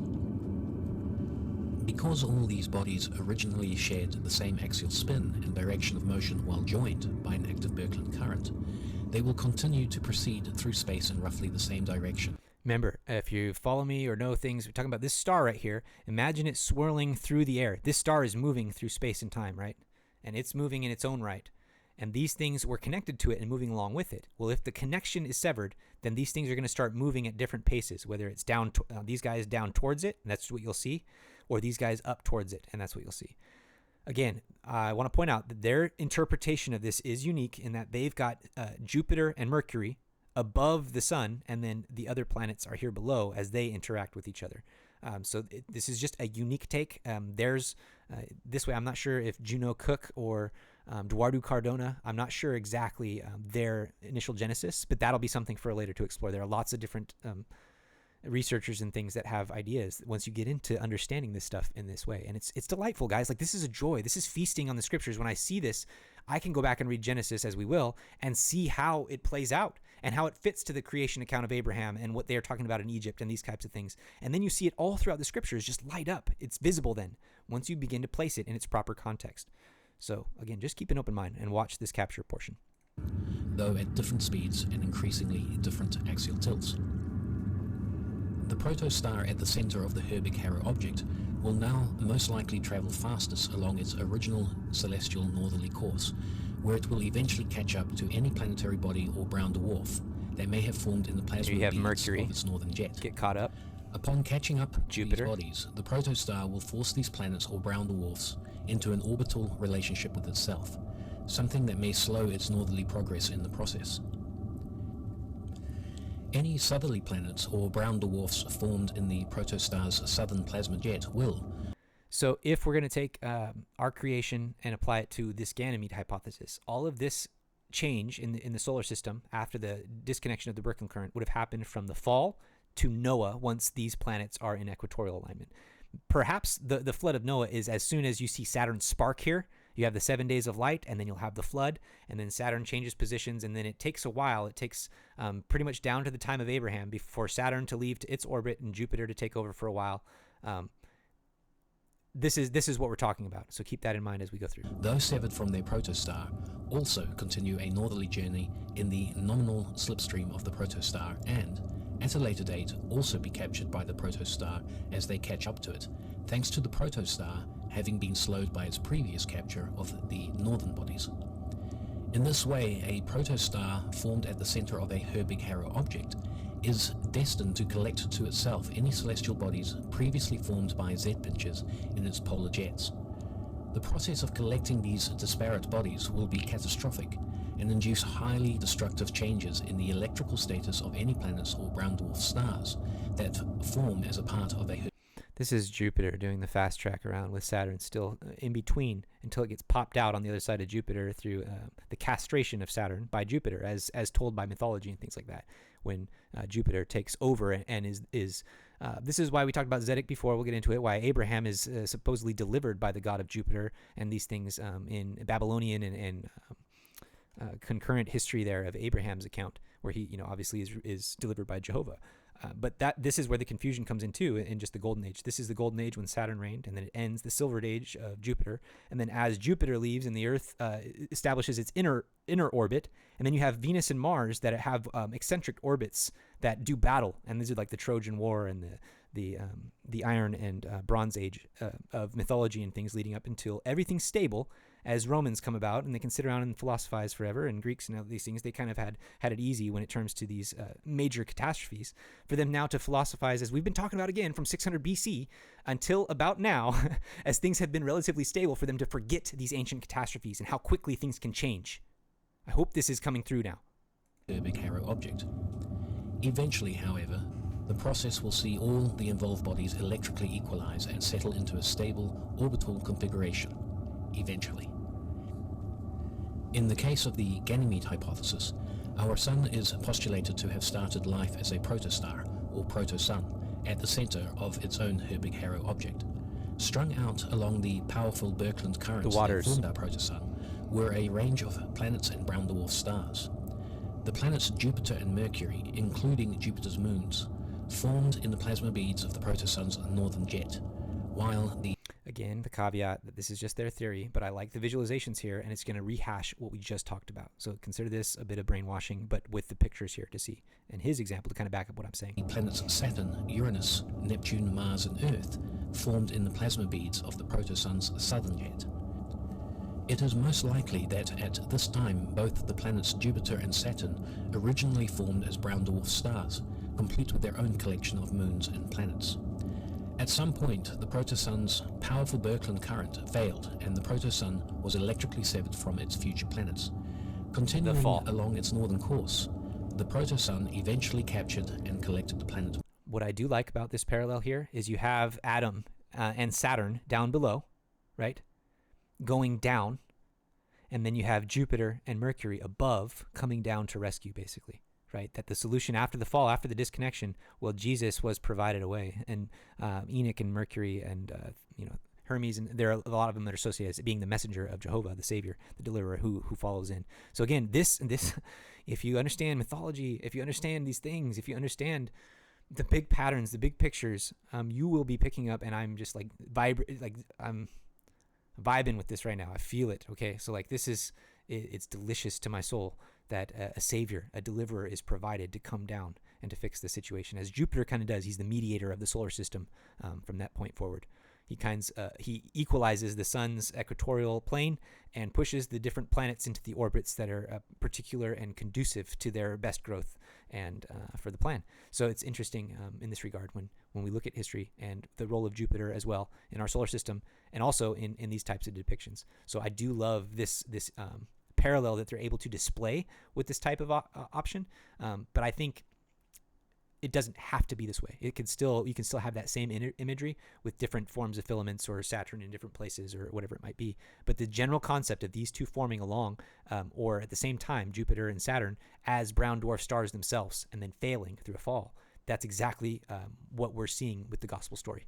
Mercury, and then the brown dwarf Jupiter along. That when it was together, this is Eden. I'm sorry I keep pausing it and interjecting, but I want to drive this home because this is consistent throughout. And if you go back and watch my videos again with this idea in mind, a lot of things will start to make more sense. Yes, just continue on, add a little by little each time. With Jupiter's 4 moons. This became the basis of the antique solar system, as discussed by the authors of Cosmos and Collision, in which Jupiter's moons may have once been liquid water worlds highly conducive to life as we know it. At a much later date, the gas giant planet now known as Uranus caught up to the proto-sun's antique solar system and was catastrophically captured by the sun, the result being Uranus knocked on its side and left in the bizarre orientation we see it in today.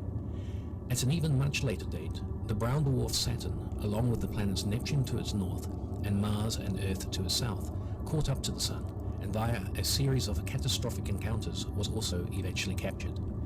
This highly destructive epoch in our solar system's history saw a catastrophic rearrangement of all planets involved in this process as they electrically discharged and equalized with the sun, and even saw the birth of a new planet that would later be called Venus, as the brown dwarf Saturn fissioned spectacularly and ejected a piece of its core under intense electrical stress from the sun's. Okay, so this is another divergent point in theories. These people, and I know several others, I can't name them off the top without like having it prepared, but there are several other cosmologists and things that will say that, like Velikovsky himself, he actually argued later in his life that Jupiter had ejected Venus, because the mythologies say that the birth of Venus was witnessed, but most now suggest that perhaps the capture event of Saturn produced the fissioning or the release of Venus from Saturn. And if we're talking about Saturn as Eden or paradise, then you have Venus, who symbolizes both Christ in some aspects as the morning and evening star, which also applied to Jupiter before, or Saturn or things previously. But can also, it's the parallel twin Satan archetype as well, right? The serpent cast down and who causes havoc and is the dragon at times. It's the dual aspects of Venus in in Venus versus Medusa, or in Egyptian mythology, it's Isis when she's the throne, and Hathor or Nephthys when she's in her anger and wrath in dragon form kind of thing. So there's dispute in terms of the birth of Venus, whether it's from Saturn, from Jupiter, where she comes from, where she plays in. But the consensus is that she makes her appearance most prominently at the flood and after, as being the reigning cause of Passover, as an agent of catastrophe from there on out kind of thing. After the initial breakup of the polar column, then Venus takes center stage as doing the Passovers, basically. Mars does at some points too, like in Isaiah's day. Mars is prominent in terms of being the one closest to the Earth, causing the electromagnetic dialogue that causes certain things like the sun to move back in the days of Hezekiah, or the flame of that devoured the soldiers of Sennacherib's army. Those types of events would have corresponded to Mars's movements colloquially, like looking at the sources from Velikovsky and stuff like that in the same time. So this is what we're talking about. I hope that helps. let's watch the rest of this. They talk about the fissioning of Venus from Saturn again to get back into mode here. Much more powerful electrical field. See the rings of These Saturn form around catastrophic this too. events are the origins of world mythology. This be the binding of Saturn, the mummification of Saturn, the dismembering of Osiris, all of his family members, his body parts being cast and thrown apart to be lost, but then later gathered by Isis or Venus as she goes and travels on an erratic path through the solar system looking for the phallus of Osiris, which is the connecting Birkeland current, this rod that brought them all together polarly as a family and a body together. I went over that really fast. We'll rehash that again, but keep that in mind. Witnessed by humanity and recorded for posterity. Over time, both Jupiter and Saturn were reduced to gas giant status and pushed to the outer realms of the Sun's new solar system, while the terrestrial planets collected at much closer orbits, with the Earth finding itself fortuitously placed in the Sun's habitable zone, where it is today.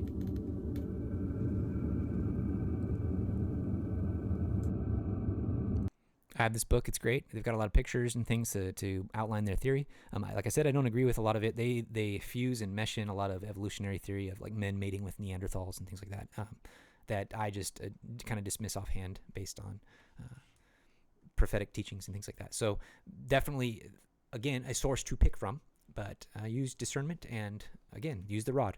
This is what we're doing. But this diagram here I love because that visualization really puts into context the fall as we could see it from a Saturn configuration or an electric plasma universe configuration, where you had a structure before that gets captured and that it's promised to be restored to a paradisical or a Birkeland currented celestial state, or at least a terrestrial state during the millennium, to later be elevated to a celestial state that crystallized later, that kind of thing. So I'm not presenting this video again as the answer. I'm only demonstrating how the creation story that we know to be true, it can map onto the ideas being presented for these cutting edge and often called or scolded pseudoscientific perspectives. So yet, as we've been discovering, these musings and alternative foundational paradigms elevate the Book of Abraham and Moses and Joseph Smith's understanding and witness of heavenly things such as the temple and resurrection to a whole new level that the popular world cannot understand. It's beautiful to me. Let there be more light. All right. Moving on. Enoch and the Ascension of Zion. An electric perspective provides consistent theoretical space for a literal lifting up of matter off of the face of the earth during an interplanetary or cosmic catastrophe. Again, consider what we were just talking about on a galactic scale with the Herbig-Haro object. Bring it down to a more planetary scale, on a smaller scale. You have the same type of Birkeland currents, these rotating concentric rings where plasma physics and electromagnetics play a huge role. There's a phenomena, and maybe I'll just read this instead of trying to explain it and then repeating myself. So let's read. Hold on. Okay. Our theory, it renders it plausible that a planet or material like a whole city could be suspended above the Earth in literal space via electromagnetic means, like the quantum trapping that we've explored, or a type of Markland convection. Just for the sake of an example, let's take a quick look at what that is. So we already talked about quantum trapping, where you have a superconductor and it's basically floating or electrostatically stuck to a specific track or thing. This is another type of phenomena that happens in this kind of thing that could explain or could help understand an ascension of a city or people being carried up in a whirlwind, that type of idea. So anytime you hear the whirlwind or things like that, I want you to start thinking of these concentric circles, these spinning plasma environments, these sheaths that come down during when a pillar of light comes down or a conduit opens up. These types of ideas, these winding rod of Cyplius type ideas, this caduceus form, right? This healing form. That's why we use it for healing and that kind of stuff. It's electrical in nature. This kind of stuff matters. So I'm not saying this is how the city of Zion went up. This is by Birkeland convection and blah, blah, blah. I'm just saying that in the realm of plasma and electromagnetic physics, this type of thing is a thing. And to me, I could see that there's possibly a way that's how Enoch and the city are taken up.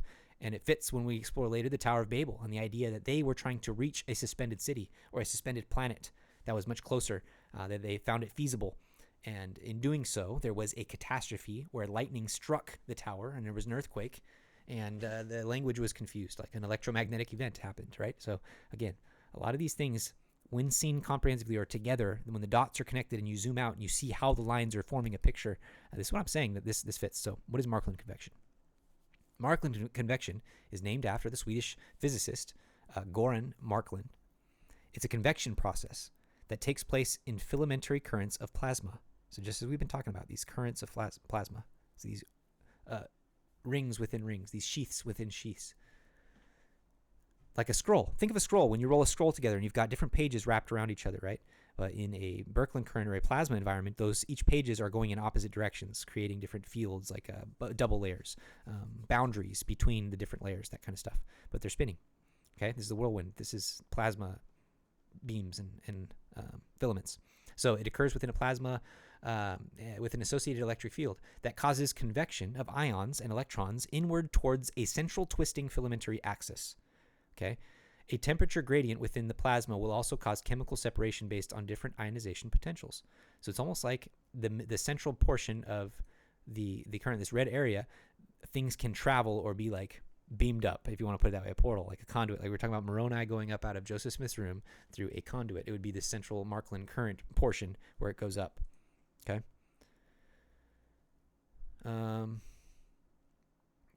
We'll read this too. In Markland's paper, the plasma convex radially. Again, spinning, think of radial like a circle, the radius of a circle, and it's spinning around. Like we'll talk about the whirlwind or the conference center rooftop, which is a compass, this four square that spins, right? So plasma convex radially inwards towards the center of a cylindrical flux tube. Again, cylindrical flux tube is a filament, the Birkeland current tube that we've been talking about, right? Another word to describe it, another way to visualize it. So during this convection, the different chemical constituents of the plasma, each having its specific ionization potential, enters into a progressively cooler region. The plasma constituents will recombine and become neutral, and thus no longer under the influence of the electromagnetic forcing. The ionization potentials will thus determine where the different chemicals will be deposited. So it's like separating filaments, moving things, organizing within these filaments. This provides an efficient means to accumulate matter within a plasma. In a partially ionized plasma, electromagnetic forces act on the non-ionized material indirectly through the viscosity between the ionized and non-ionized material. So it creates a plasma connection kind of thing. Hannes Alfvén showed that elements with the lowest ionization potential are brought closest to the axis, to the middle, to form concentric hollow cylinders whose radii increased with ionization potential. The drift of ionized matter from the surroundings into the rope means that the rope acts as an ion pump, which evacuates surrounding regions, producing areas of extreme low density. All right, that was probably a little too scientific that I didn't need to read the mechanism portion. But just to get an idea of what we're talking about here, this idea that in Birkeland currents, in this idea of synthesizing plasma physics and electromagnetism into planetary scales, galactic scales, universal scales, as well as smaller biological scales that we talk about, like with synapses and these types of chemical reactions happening on small scales. Yeah, we can see this. This picture is just a visualization of what we read for the most part with these equations and everything talking about it. So you have the current running this way, and the filament will always be 90 degrees to the right here. So you have this axis that way, the radius spinning. This is the magnetic field that would be around it. And then you have it's talking about the different elements, how they'd be separated along the depth of this plasma sheath, right? So you have these heavier, low potential ones in the middle, moving up, the heavier elements, and then the lighter elements like helium, hydrogen, oxygen, nitrogen. They're all on the outer rings of the current. Okay. And do you see the caduceus? Just with this, you have that's what we're talking about. The caduceus is the traditional emblem of the Greek god Hermes, messenger to the gods, equivalent to Roman Mercury. He's the patron of thieves, merchants, and travelers. The caduceus features two snakes entwined around a staff with wings. The symbol represents Hermes, fertility, birth, rebirth, rejuvenation, harmony, and balance. See how this fits into what we're talking about. The rod of Asclepius is the symbol of Asclepius, the Greco-Roman god of healing and medicine. This is the correct symbol of the medicine, featuring a single snake wrapped around a staff. The staff may symbolize authority, and the snake symbolizes rebirth, healing, and rejuvenation. Now you can click and see what the popular understanding of this symbol means. I recommend you do that. I think I'm going to skip it for now. We have a lot more to look at. But just visually thinking of this thing, this idea, this stuff, and Enoch's association with Hermes and these types of Hermetic Gnostic doctrine, that type of stuff. This is even ancient Egyptian stuff with Thoth and Thoth, or the god, and they all match to this type of imagery and symbolism having to do with healing, light, traveling in space, stars, that kind of stuff. Here's young Markland, I think. Elements tend to form concentric cylinders inside Birkeland currents. The radii, just a reiteration of what we've been talking about. The different bolts, ions, same way to visualize what we've been talking about. And I'm not going to read that. Just talk about electron volt, different potentials, how things move from one sphere to the other. I think there could be a gospel lesson in this as well. I mean, if we want to dig deep and everybody's understanding, but I'm going to avoid that for now. So think of this convection like a conduit or a plasma transmission tube, a giant cable that both separates, divides, and gathers, right? We've just looked at this type, a sword. This is what I am the sword, the word of the Lord, this electric current, this tube, I am the word. Man. Okay, so we've just looked at this type of tube structure and plasma pinch at a stellar level. But it's a similar principle to that which we see active at our planetary level with the auroras, which are this type of interaction between our sun and our Earth and planet, and also other planets we see, like the auroras on top of Jupiter and Saturn. Those connect back to the sun. But we see it in other places as well, at even smaller scales, and we'll explore that a little later, like the pillar of fire and smoke of the Exodus, or the encircling flames of the Book of Mormon transfiguration witnesses, right? Those scenes all also support this type of Markland convection idea, this Birkeland current idea. Now here's a Manichaean diagram of the universe. Talks about the tree of life, the same concept, and you can see there's even depictions of the story of Enoch on this as well, and his ascension into heaven. I would say click on this link, follow the article. Let's see exactly what it is. I can't remember if it's the Pearl Great Price one, Mahija, the Meridian Magazine one. Yeah, this article's worth it. I would say click on this and read it in reference to this diagram and how it shows this same idea of paradise being a circular structure with the Holy of Holies, the tree of life being at the center, right? And the veil or the tree of knowledge being around it. Think of it like another layer. And then the holy place around it, the outer courtyard there. And the fall was that we were within this current, in the central power of it, immortal essentially. And then we fell out of amperage. We fell out of power. Right, fell out of it, moved away from the garden. We were cast out, and there were mechanisms put in place so that we could not come in. Cherubim, flaming sword, planetary things that we will talk about. So this whole idea, I believe, is depicted in all ancient Garden of Eden, mountain, temple pictures. Like this is all on point for what we're talking about in our eternal perspectives and bringing everything to the temple. So read this, please. This map.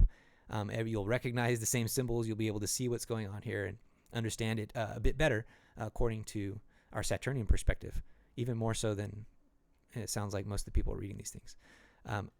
There's a cool thing too, that there are certain ideas that there might have been a ring around the Earth in these earlier stages as well that would have made it, this dome-like structure and stuff, seem a lot more understandable, like the flat Earth type ideas, without understanding of the ring concept and electromagnetism and the spheres and spherules that are created in these pinch environments. It's just ignorance to that kind of stuff, or the synthesis to it. So, yeah, it's a longer article, it looks like, but I remember reading it and I was tempted to read it here, but there's not enough time now, unless we want to make this 6 hours, but I don't. A Saturnian Genesis assumes a very different earthly environment before the discharge or the flood event, where planets were in closer proximity and lifespans were much longer, and all spoke one language and likely could communicate telepathically to a large degree, thanks to the enhanced electromagnetic environment.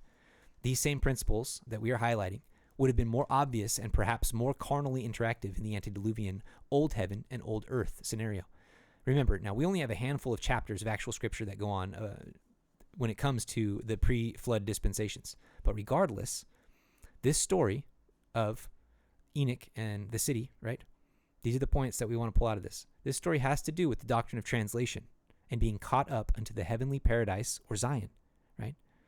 Now let's click on what this link is. This is even going to surprise me. I can't remember. Okay, so here's another article that I must have read and thought would fit perfectly in here, and I'm not recalling it at all here, but click on this and read it for a little Easter egg surprise. Apparently it supports everything I'm writing about in here. So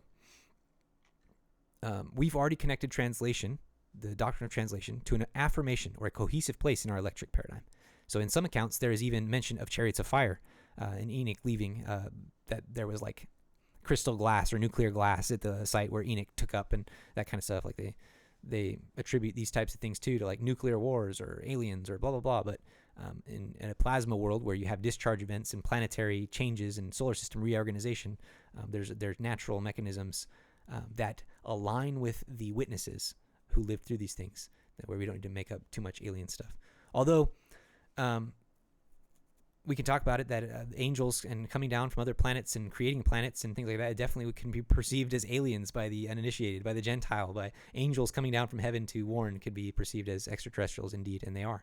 They don't live on a sphere like this Earth, though they might be assigned to it to live and to grow and eventually to be resurrected to it. But those who are translated don't live on a sphere like this. They live on another planet, so they would technically be extraterrestrials at the moment.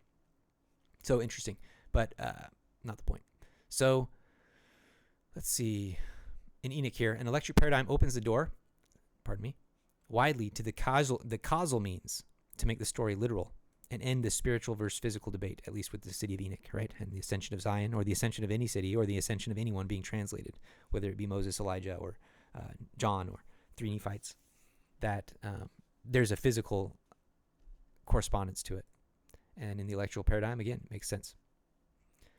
Now, the ascension of Enoch and his whole city takes place, and it's a given that if you're being assigned through the priesthood power over, through light to understand these types of laws, or to at least manipulate them or move about them in a special way.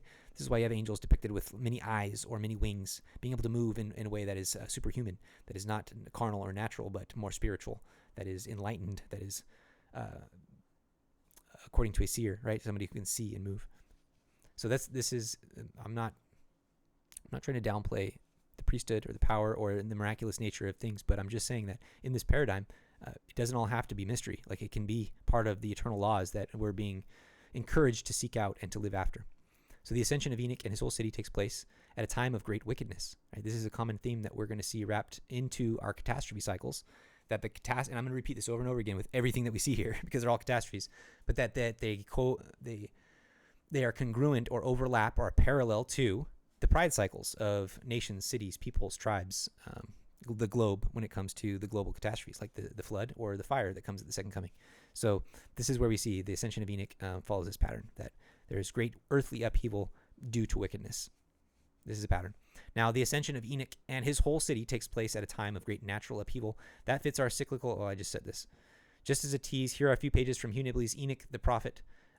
There's a whole chapter titled World in Upheaval in that one, which sounds very Velikovskian, I put here, as Worlds in, or Earth in Upheaval is the title of one of his books, and Worlds in Collision is the title of another. So just funny. And then they were contemporaries. An unfailing aspect of apocalyptic literature in general, and in the Enoch writings in particular, is the reverberation through, and this is Hugh Nibley at this point, World in Upheaval. An unfailing aspect of apocalyptic literature in general, and of the Enoch writings in particular, is the reverberation through their pages of vast upheavals in the natural world. This aspect of apocalyptic has begun to be taken seriously only within the very recent years, and it is the scientists rather than the theologians who are impressed by the ancient records. Enoch, in fact, is one of their favorite references. They are impressed by the ancient or the authentic ring of the catastrophic motif in the old apocalyptic writings, while the ministry deplores and denounces them for unfortunate examples of a boogeyman mentality. Oh, you're scared, like Boy Who Cried Wolf, or the who's the one that Chicken Little, right? The sky is falling, that kind of stuff. This is what the theologians adhere to, totally inverted. It's funny. And here Nibley is like writing about it very plainly, and it's kind of mysterious to most people, because if you're not initiated to understand like the parallel dispensations of deceit and of restoration, it makes it difficult. I think this makes it easy. I'll just put it that way. What was the world like in Enoch's day? Nibley continues. Joseph Smith places the action amidst pastoral nomads ranging the mountains and valleys, and so do the other sources. They show us the righteous and the wicked, sometimes designated as Sethians, and Canaanites, or Cainites. Seth being the righteous priesthood heir to Noah, and Cain being an unrighteous descendant of Ham, through that line, cursed to the priesthood, but also usurping and taking the throne, whether it was through Nimrod or through Pharaoh's, through his lineage. But so this is why you would have these two be referred that way. Now it would be like the Gentiles versus, it would be like the saints versus the Gentiles now, kind of thing, and the new covenant. But living respectively in the mountains and the lowlands. So Sethians lived in the mountains and the Cainites in the lowlands. So here we have some passages from the book of Moses, as well as some apocryphal sources, whether he cites Ezra or Enoch or the Apocalypse of Adam, and he shows how they parallel this situation of world in upheaval, I think. So Moses 7:17 says, "The Lord blessed the land, and they were blessed upon the mountains and upon the high places, and did flourish." So he's talking about the Sethiites, right? It was an archetype of Zion to follow. this blessed upon the high places, the mountains. This also could mean that they were able to traverse the polar column as it was still semi-connected.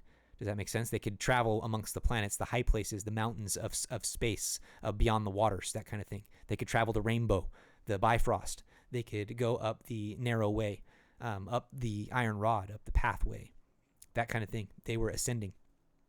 For Ezra 6:51, because we know before the flood, and this is me tangenting again, we know before the flood that all the righteous were taken up into Zion before the flood. Only Noah and his family, the 8, were left behind.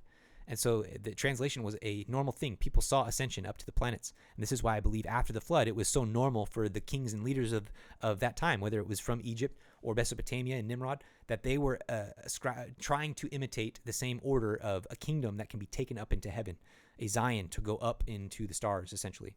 And this is why they were obsessed with it. But in an apostate version, they failed to understand the power of the priesthood that was required to it and their curse. So here we have from 4 Ezra 6:51. This is going to parallel Moses 7:17 that we just read about being on the high places. It says, "And I gave to Enoch a dry part of the earth, that he might dwell therein, where there were 1,000 mountains." D&C 49:24-25 says, "But before the great day of the Lord, Zion shall flourish upon the hills, and rejoice upon the mountains, and shall be assembled together in the place which I have appointed."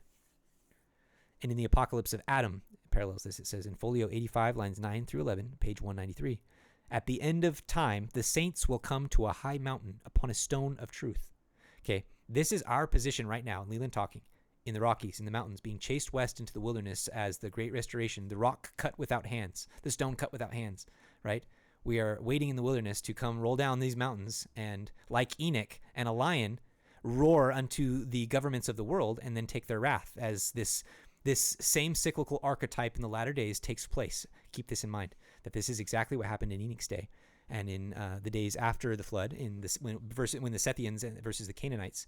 And then you had Melchizedek and his people basically doing the same thing, coming down from the mountains to the plains valleys. We have Abraham doing war and taking his tithes that he earned, overcoming the kings of the plains, the Canaanites, to the Sethians, to Melchizedek, and getting the priesthood from them, the righteous lineage, and not from the wicked lineage of his fathers who were worshiping Nimrod's idols and the Pharaoh's idols. Right? This is how it all plays in. So the other side of the picture shows us the wicked gathered together in great valleys. The image not only suits the world, but it is projected into the next.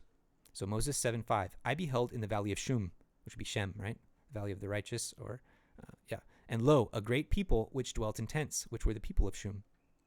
1 Enoch 13:9, "Enoch came to them, the watchers, and they were all gathered together, weeping in Abishtal, which is between the mountains, Lebanon and Sineser, with their faces covered." Now, continuing in Moses 7:7 says, "And the Lord said unto me, the people of Shum shall utterly be destroyed, and the people of Canaan shall divide themselves in the land, and in the land shall be barren and unfruitful."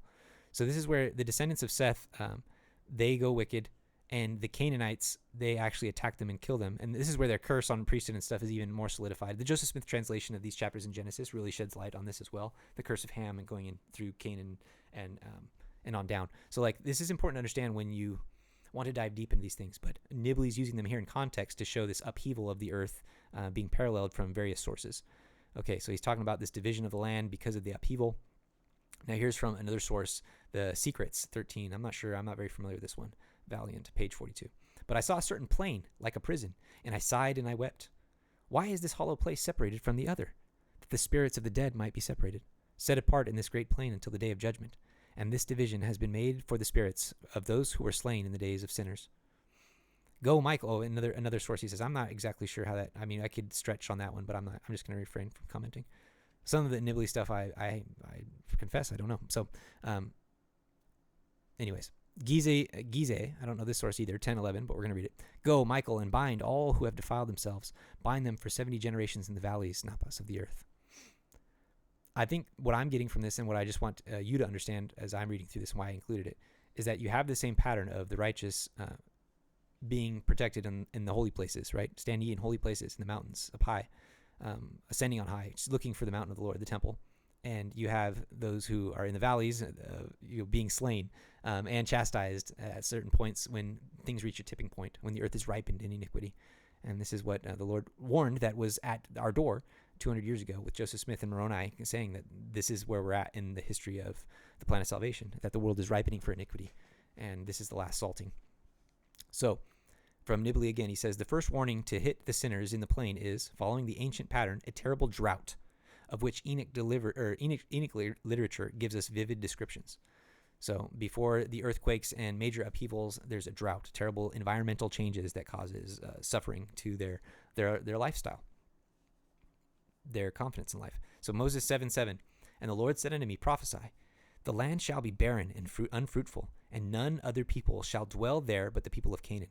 Keep this in mind too, this catastrophe cycle of famine preceding big upheavals, that you're going to see this later with Abraham as well, right? Because right here we're talking about Enoch being the same, that there are famines, and these events, these famines, are often coupled with planetary witness events, right? Where you have this catastrophe from the stars, a disaster, something coming down from the stars causing this. And some of the precursor signs are big famines, and then plagues, and electromagnetic conditions on the earth give way to vermin reproducing at faster rates, and acids falling down in the form of dust and plasma clouds that are interacting with the earth's environment and souring and making acrid the waters, turning them red. These types of things precede and accompany literal world upheaval, catastrophe. Again, fire from the sky, that kind of thing. All of these are signs of that, precursors to that very real thing that is accounted for in a plasma electric universe world. Okay, let me reread this verse right now because I had to pause it. But it says in Moses 7:7, and the Lord said unto me, prophesy, and the land shall be barren. So we're talking about the famines again that precede the big upheavals, catastrophe. And he says, and the land shall be barren and unfruitful, and none other people shall dwell there but the people of Canaan. So this is the cursed line, Canaan. For behold, the Lord shall curse the land with much heat, and the barrenness thereof shall go forth forever. And there was a blackness came upon all the children of Canaan, and they were despised among the people. So we have in another source, in Gizeh, the same one he keeps citing, 26:2. And I saw the holy mountain, okay? Again, think our polar configuration, Saturnian waters, this plasma physics, Birkeland current type interaction, right? And I saw the holy mountain and water descending from the mountain, and a deep, dry valley and another valley, Shishum and Canaan. Both valleys were utterly desolate and without a tree. This is a cursed land reserved for the cursed forever. Black. Every cloud and mist and dew and rain shall be withheld because of your sins. Therefore offer gifts from the rain, gifts to the rain, that it be not hindered from descending for you, and to the dew and the cloud of mist. For if he closes the window of heaven and hinders the dew and the rain from descending because of you, what will you do? Also in the book of Enoch 18:12, talking about this famine and this restricting of the elements and their way of life. I saw a place which had no firmament. Ooh, what's that mean, right? You have a change in the environment, the space environment, where something happens. There was no water upon it and no birds, but it was a waste and horrible place. These hollow places have been created for this very purpose. I think I just stop it there. I think that's enough just to nail home this point that Nibley's like adding a bunch of sources to the nose about this world in upheaval in Enoch's day, that there's actual catastrophe and famine and stuff happening along. So we'll definitely have more to say about Enoch and his Zion in some future focused essays, or in perhaps another work apart from this manifesto of introduction, essentially is what I'm going to call it. But I'd like to go over the book of Enoch specifically, and Nibley's Enoch the prophet in the process. And again, that might be a project separate from the Cosmism Manifesto, but definitely something to do once you start to grasp this perspective that synthesizes these things. Look back at the book of Enoch and Nibley with this alternative planetary history in mind. It changes everything. So in each, we will continue to find similar connections in abundance to the supported and restored cosmism synthesis. And a big reminder, you don't have to wait for me to write these things in essays. I think I've said this already before, and I'll just continue to harp on it. I'm just documenting this here to hold myself accountable and follow through at some point. And I am having the time of my life right now as I'm enveloped in the work of aggregating all of this. But at the very minimum, my primary intention is to also provide anyone interested the direction I will go and have gone, so that you can sprint ahead or work at your own pace to study these things in the same way. So I'm a doorman, going back to my episode 1 and sharing the dream of knowing where the door is, or at least to point to it. I feel like that's what this is in a very general way. That again, am I in no way taking some authority to proclaim I know things perfectly, but to say, hey, these things have strengthened my testimony, and they seem to be going. The way of the world which seems to be in chaos, seems to be trending that these answers that we're uncovering here are going to overcome the confusion. And they support Joseph Smith, they support the gospel, they support the plan of salvation, and they help me understand the temple and my covenants in a greater way. So let's move on to Noah and the flood. Actually, we'll move on to Noah and the flood. I think it's too late now. I was going to go back and read Genesis 1 through 5. 1 through 5. Just again, after now that we've understood this Herbig-Haro idea. Actually, let's do it now that I'm talking about it. Stop talking about it, just do it. All right, we're going to go up and do it. So let's just, again, after having studied a little bit about Herbig-Haro objects and looking at these pictures again in that light where you have this pillar, right, coming through and creating a planet down here, a little bead, and this magnetic field or torus that looks like it's being conveyed here. You have the sign of the Alpha and the Omega being in all of this imagery here. So let's read it. In the beginning, God created the heaven and the earth was without form and void, and darkness was upon the face of the deep. The face of the deep implying that there were waters, right? This plasma waters that we're talking about, that the light moves through. And the Spirit of God moved upon the face of the waters. So you have this electrical current, likely in dark mode, that's forming all this plasma together. This is how I'm just crudely describing it. Okay, don't quote me at that or anything, but I'm trying to help understand how I see this. This is how I vision it. There's this plasma sheath tube, this current that we're talking about. The Spirit of God is moving upon the face of the waters. And God said, let there be light. And there was light. So you have a celestial force, an immortal force, light being pushed through to cause this creation, this Birkeland current of creation. And God said, let there be light. And there was light. And God saw the light that it was good. Take that as celestial. It's perfect. God's not going to say something that isn't perfect is good, right? And God divided the light from the darkness. And there it's the separating force. Its polarity begins. And God called the light day, and the darkness he called night, and the evening and the morning were the first day. So again, just in a general sense, this is the let there be light moment. All right, I just felt like I needed to go back and say that before moving on. I wanted to do that before, and then I jumped into Enoch on accident. But okay, so Noah and the flood. Give me one moment. I'm going to pause. I'm going to eat a sandwich right here, and then I'll be right back. So you'll have 5 seconds, but I'll be eating. All right, I'm back. We'll go on to Noah and the flood. This is already pushing 2 hours, so we might need to stop at some point and then make a part 2 just for the reading podcast portion, just to make it manageable, unless you guys don't care about like a 6-hour-long video. But it might get that way with what we have to talk about with Abraham. So for Noah and the flood, this is another key scriptural event that has an important role in the plan of salvation, and also according to a stellar capture cosmology to not have its own dedicated essay apart from its mention here. So again, this is something I'm saying we can pop out and do a deeper dive into on its own. I'm just mentioning it here kind of briefly. So here's a summary of some of the main points that support an electric universe filter on this, and especially a Saturnian genesis. I'll write a separate essay in the future where we go over Velikovsky's notes on the subject in detail. They're worth the effort to digest, I think. So, but here are the clip notes.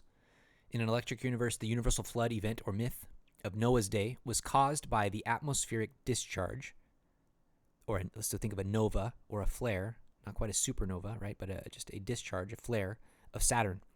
If it's a star, right? If it's a brown dwarf star like it used to be, or a failed star as they call it now, well, it discharged before it took its current failed state. So this discharge of Saturn as it and its moons or its satellites, its children, were captured into a new electrical or stellar environment or configuration, a lower state. Saturn was bound with rings and stretched out or removed to the empty place, and now the earth hangeth upon nothing. And that's our Job 26 scripture. We'll read it later too. But this is that event where you have the flood being taken out of its polar configuration, or the earth being taken out of its polar configuration. Started at the flood, ends at the days of Peleg, as we'll see, and finally flattens out again from Isaiah moving forward 600 BC to about now, with a few Passover and type stellar events in between. For example, the birth of the star of the birth of Jesus, the event in 3rd Nephi where there's a physical catastrophe, and then there have been some other ones in between. I would even say the era of the restoration of the gospel coincided with the Passover of a comet that caused some electromagnetic disturbances that played a role in the early church history. Let's put it that way. That's something to dive into a lot later in terms of church history and the electric universe and things that are going on. But an exciting carrot I'm dangling out there for anybody interested. So again, number 2, Isaiah and a number of other mythological traditions commemorate 7 days of light that preceded the arrival of the waters of the flood. So see Isaiah 30:26, and read the full context. It says 25 through 33, where we see a day of catastrophe, of lightning, of fire, of wind. The festival of light, the festivals of light, like Saturnalia, and the lighting of the menorah, and of other New Year's celebrations, also commemorate this transition of ages. And I've got a lot of information on that I would include in an article that we do there, like why we celebrate New Year's, dropping of a ball, Times Square, all this stuff, the menorah. They all, Saturnalia, they all harken back to this flare event that was the flood. Where are we at here? Let me pull this off screen real quick, sign in.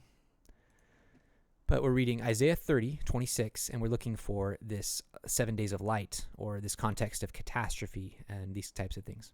So let's do that as I log in, get my highlights.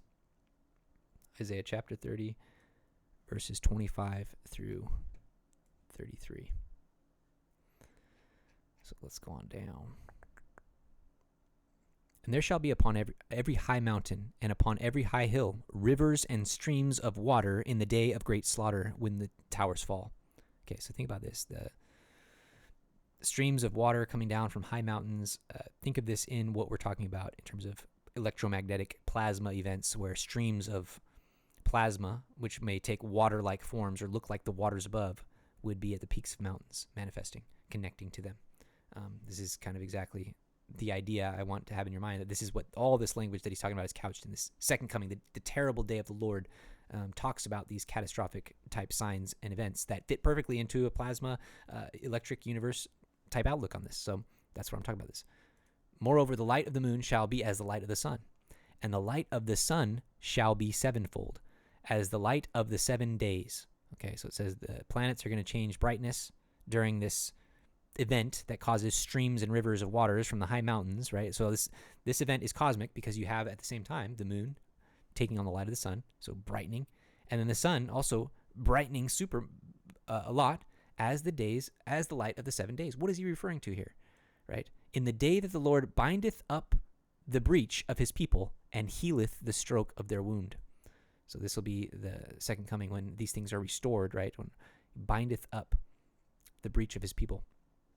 Behold, the name of the Lord cometh from afar, burning with his anger, and the burden thereof is heavy. His lips are full of indignation, and his tongue as a devouring fire, and his breath as an overflowing stream. The winds, think of wind, think of fire, his tongue coming down, like we see in the Mayan calendar of the depiction of Mars, or other planetary or cometary interactions with the Earth when they're plasma streams or tails or comas or extensions, arms, thunderbolts. Reach out and touch and have a dialogue. So his breath as an overflowing stream shall reach to the midst of the neck and sift the nations with the sieve of vanity. And there shall be a bridle in the jaws of the people, causing them to err. Ye shall have a song. And in the night when a holy solemnity is kept, and gladness of heart, as one who goeth with a pipe to come into the mountain of the Lord, to the mighty one of Israel. And the Lord shall cause his glorious voice to be heard, and shall shew the lightning down of his arm, and the indignation of his anger, and with the flame of devouring fire, with scattering and tempest and hailstones. These are all the same signs that we see in the Exodus, in Enoch's time, in the flood, in Tower of Babel time, the Sodom and Gomorrah. All of these types of things accompany a cosmic catastrophe, something coming from the stars, from the planets, from the heavens above. It says, for in verse 31, chapter 30 of Isaiah, for through the voice of the Lord shall the Assyrian be beaten down, which smote with a rod. And this has a lot of applications. Again, Isaiah speaks in layers, prophecy, because it's cyclical.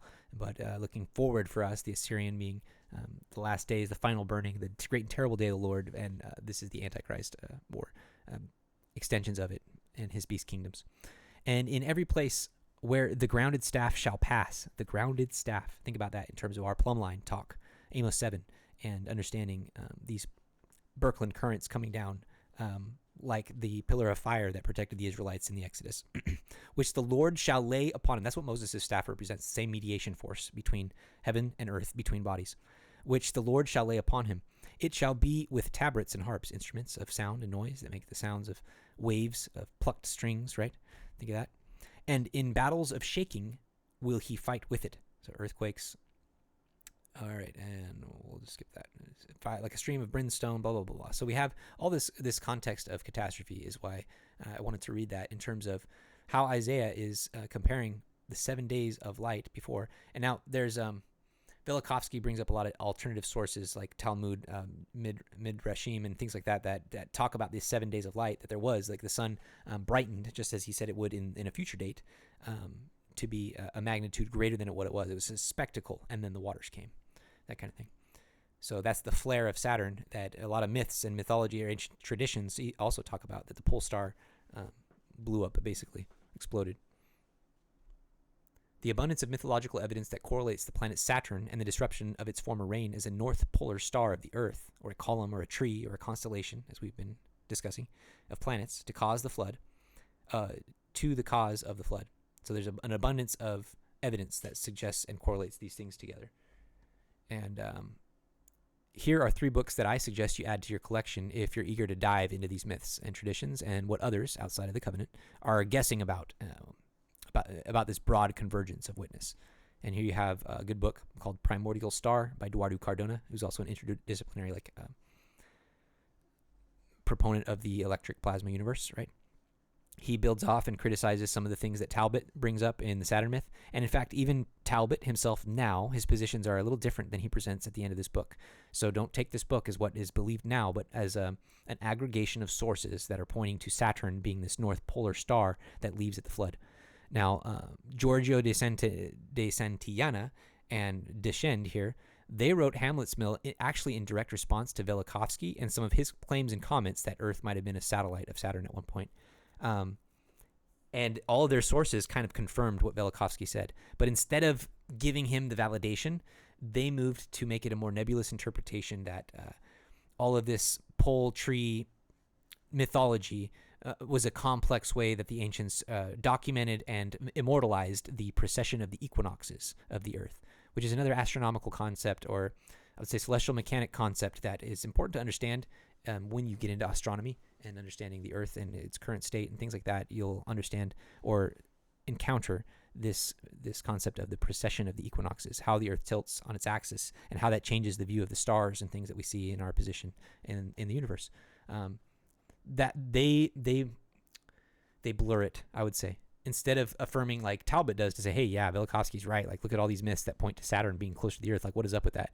They're just like, oh, maybe they're just using it as a metaphor that Saturn stands for the pole star, which is our pole star now, and it didn't really, like they try to explain it away.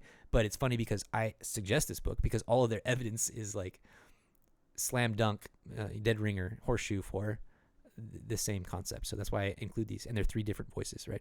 Now there are others like Juno Cook, and he's another one I'd recommend, as well as Troy McLaughlin and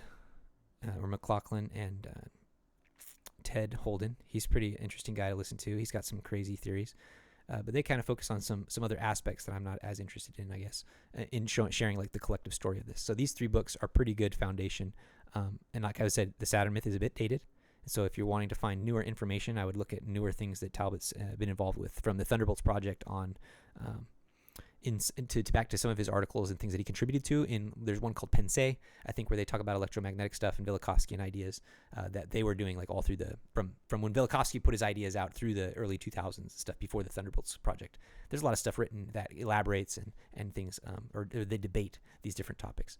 But it really wasn't until the early 2000s that the current Thunderbolts project, or idea of the polar configuration, as I've presented it to you through their documentaries and previous episodes, it wasn't until about 2000 that these ideas started to coalesce with plasma physics. It was the bringing in of Anthony Peratt, a renowned Los Alamos plasma physicist, who works on top secret projects and things like that. He's the one that worked with Walt Thornhill and these guys to recognize these ancient configurations and descriptions in the sky as plasma morphologies or plasma discharges on a planetary scale. So it's a crazy time to be alive, is why I'm going on this rant and why I'm spending so much time talking about this. And you can't blame anybody earlier than now or these times who wasn't putting this stuff together. But I look in awe at some of those who were already laying groundwork for this, like Hugh Nibley, like even Maxwell or these people who stayed true to prophetic doctrine instead of jumping to appease the worldly Babylon floating building of science and consensus academia. So I like Nibley because he would call them out. He did battle with the Egyptologists and all these things in favor of Prophet Joseph. I would also say Anthony Larson's another rogue like me, just a normal guy throwing and sharing his notes out there who was way ahead of his time in terms of seeing and putting together these pieces. There have been a lot of others that I could list, and I'm thankful for. And I hope I am just another one of those nodes in a list for you as you continue to expand on these ideas and gain your own testimony and understanding and knowledge of these things. Okay, so let's continue on. Another point for the flood and an electromagnetic universe is resonance with 2 Peter 3. We've read this before. It's the old heaven and the old earth speech where he talks about the flood and the earth standing in the waters and out of the waters. Remember now that this is a planetary chiasmus of the fall of our Article of Faith 10 doctrine, where you have the creation happening in this polar configuration, the fall, the flood, where we were captured here at the lowest point. Christ comes down, saves us. The second coming in the millennium will bring a new state, bringing us back to a kind of a paradise lost before the flood and before too much, or not quite celestial yet, though. And then it will be after the millennium that final glory will be restored to this same state and place in which creation happened in the beginning before the transgression of Adam and Eve. So like this chiasmus is what I'm talking about of the fall, that the old heaven, the old earth, that there will be a new heaven and a new earth. It's talking about these catastrophic changes of our stellar environment, of our earthly environment. That's what it means, new heaven, new earth. The world, that the heaven will be rolled together as a scroll, and the moon shall turn as blood, and the sun shall hide its face, and sackcloth and ash. These types of ideas are totally congruent and highlighted, enhanced, made imaginable with the plasma cosmology angle and layer, this cosmism layer. Here's a slide from, and all these blue slides that you see with this gradient blue-white, these are all taken from lectures from Anthony Larson. So I just think some of these quotes fit in terms of what we're talking about here. So he has these slides that say, what exactly did Joseph Smith teach to the saints? Because a lot of these people who were close to him, early apostles, early friends of Joseph, wives, those kinds of things, they made comments that are anecdotal and kind of thrown off by mainstream historians and things like that as one-off takes or whatever. But again, when seen and collected in this greater web of an eternal perspective that includes these other things that I keep bringing up, that these make sense. So here's what Orson Hyde had to say that fits what we're talking about. He said, God says he will gather all things into one. Then he will gather the earth likewise. The gathering will be upon a larger scale in time to come. For by and by the stars of heaven will fall. Which way will they go? They will rally to a grand center, and there will be one grand constellation of worlds. So this is what we're talking about in terms of the planets were stretched out during the fall, and then they'll be brought together in a congregation, a constellation of worlds, as he says. Now, number 5, the rainbow. Why is this new sign a thing even? Why? Why is that the sign? Well, the nova, the flare of Saturn, altered the atmosphere and brought on the seasons in full and a new orbit for the Earth where you have time being reconfigured. This is why Saturn's also father in time and in charge of that, dictating it. This is why you have Saturn and Kolob being the comparison and a unit of measure of time being assigned to it and attributed to it in prophecy, being 1,000 to 1 kind of thing that days to our revolutions, right? Like you have this same idea of when you shift the configuration of a solar system, time changes for the planets involved, right? Like this is what we're talking about. So with the flood, that happens. You have capture and time changing. You have bodies changing. This is why lifespans are reduced. I talk about that later, so I won't go into it here. So I see more than one meaning here. Yes, rainbows as we experience them now didn't occur prior to the flood event. And there's a link here if you'd like to follow it where Velikovsky goes into this, but I'm just going to put the relevant part here where it says, according to Genesis 2, 5-6, no rain fell on the newly created earth, which was watered only by a mist descending from the ground and falling as a dew. If this phenomena persisted until the deluge, this would explain the novelty of the rainbow after the catastrophe. So again, before the flood, you had a Edenic, paradisical type or terrestrial type of environment where even agriculture was different.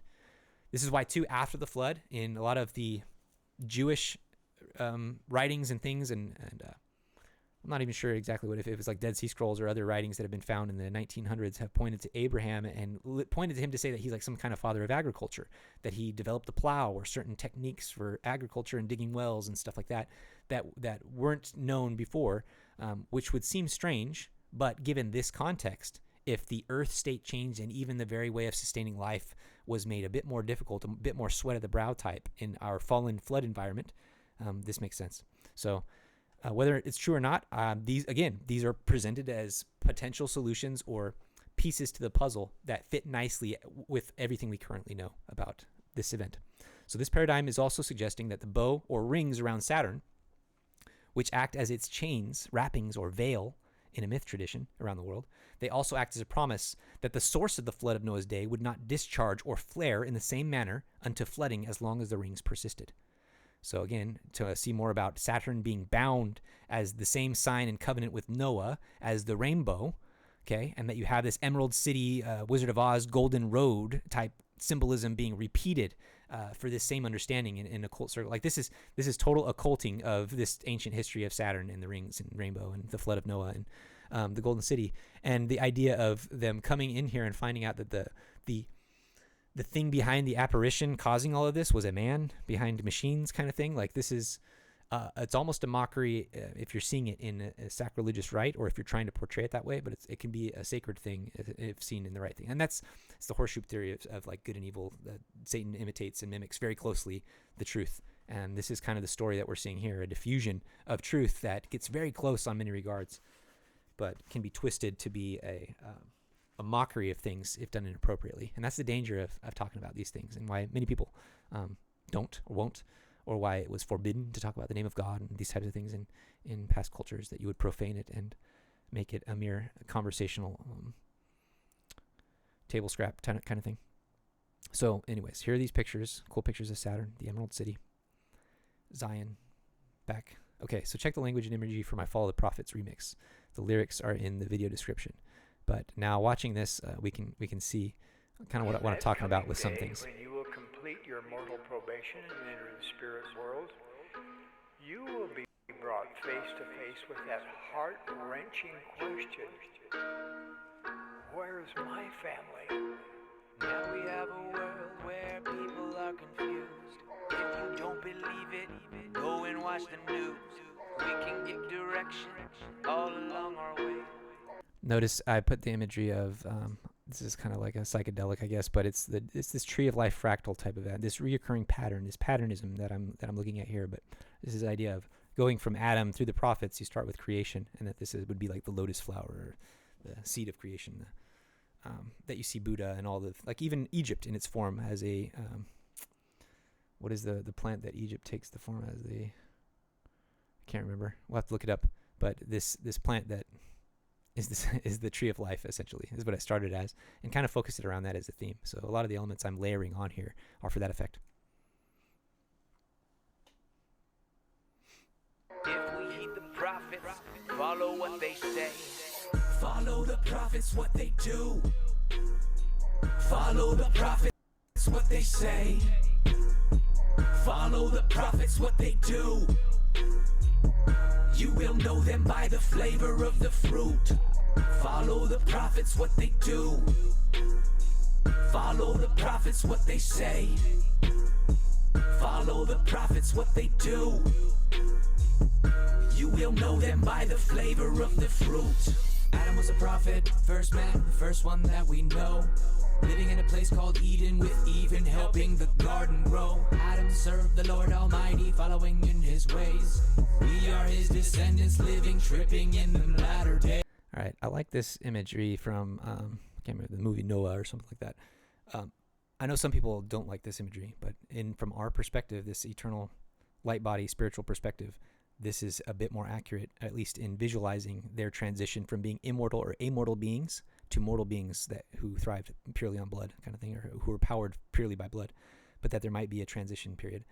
There are even ancient records, apocryphal things, and other cool theological things to dive into that describe Adam as a crystal or diamond man, adamantium, diamante, that kind of idea of him being once crystallized and then turned carnal or more malleable, right? And that it was a process that was long and arduous and painful and hard, difficult. But that I've even read that he was portrayed as being scaly, or almost like crystallized, hexagonal kind of thing, like where you have appearance of being a water creature, and you have like the apostate versions of like reptilians being attributed to that type of appearance, instead of maybe a crystalline spirit type carbonized body. Or like if you crystallize carbon, what do you get? Either diamond or graphite or some type of crystalline form that would appear to be scaly. That kind of idea. So this I like this imagery because of that ideology, and also because of what we've been talking about, from the spirit to blood to spirit, big picture that we keep in mind, that from Adam things were perfect. That was paradise lost, and we want to return back to be that form, and that they're glorious beings, Adam and Eve, and we should respect them that way. Now, this form coming up here, as you see, is the Alpha and the Omega, is the polar configuration, as I talk about Enoch and his city being taken up. So watch the timing of that. And then I also talk about the discharge of Saturn when talking about the different prophets. So reaffirming the things we've just been talking about. Back to the song. Enoch was a prophet too. He taught what was good. People in his city, they all did just what they should. When they were Think of it like Markland Convection, his city. I don't know if they're the city Mars was formed out of Earth or before or what. I don't know exactly the genesis of these things, but this imagery being portrayed of the city of Enoch being taken up into the bosom of the God of heaven, this planetary configuration that the Tower of Babel would have imitated. All temples imitate this tree and ancient mountain, right? This right here. So this is why this imagery to me is very poignant in expressing exactly what I'm trying to express. Were so righteous that there was no sin. Heavenly Father took them up to live with him. Noah was a prophet when Saturn flared, called to preach the word, tried to cry repentance, but nobody heard.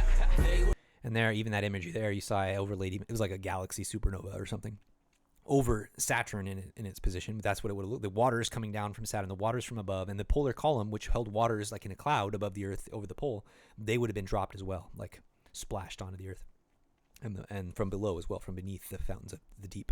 So you have all this water descending from this explosion from Saturn, and then you could see the rings, the tube, the vortex of creation that it would have created, this plasma encasing, like double layers that encase the Earth to truly cover it with water and baptize it by immersion. Were busy sinning, Noah preached in vain. They wish they had listened when they saw the light and felt the rain. Moses was the prophet. Even in that lyric there, when they saw the light and felt the rain, that's a little different, but that expresses this idea of the 7 days of light, this brightness, this flare before the rain, before the catastrophe. And it's the same thing Isaiah prophesied, that there will be a lighting, extreme lighting, like a flaring event out in space from the sun or the moon. And these planets, they'll electromagnetically flare, and it'll be brightness, and then darkness, and then catastrophe. It'll be the falling of stars. Sent to Israel, Moses here. He would lead them out of Egypt to the promised land to dwell. Now you're getting a taste of future things we'll talk about, like a lot of these same instances of things that I mentioned. But again, think of the same type of plasma cosmology, electromagnetic physics that we're exploring now and applying them to these later events, like this parting of the Red Sea, where they walked across dry land. Go figure. Were slow to follow, just like us today. They were in the wilderness while generations passed away. Follow the prophets, what they do. Dude, that's while generations passed away. We're in the wilderness too, as latter days, and having been Israel restored, right, for the gathering, the final gathering. And how many generations since Joseph Smith have had to pass away, or have passed away, kind of in parallel as we wander in the wilderness here. It's kind of the same concept I see with that, layered.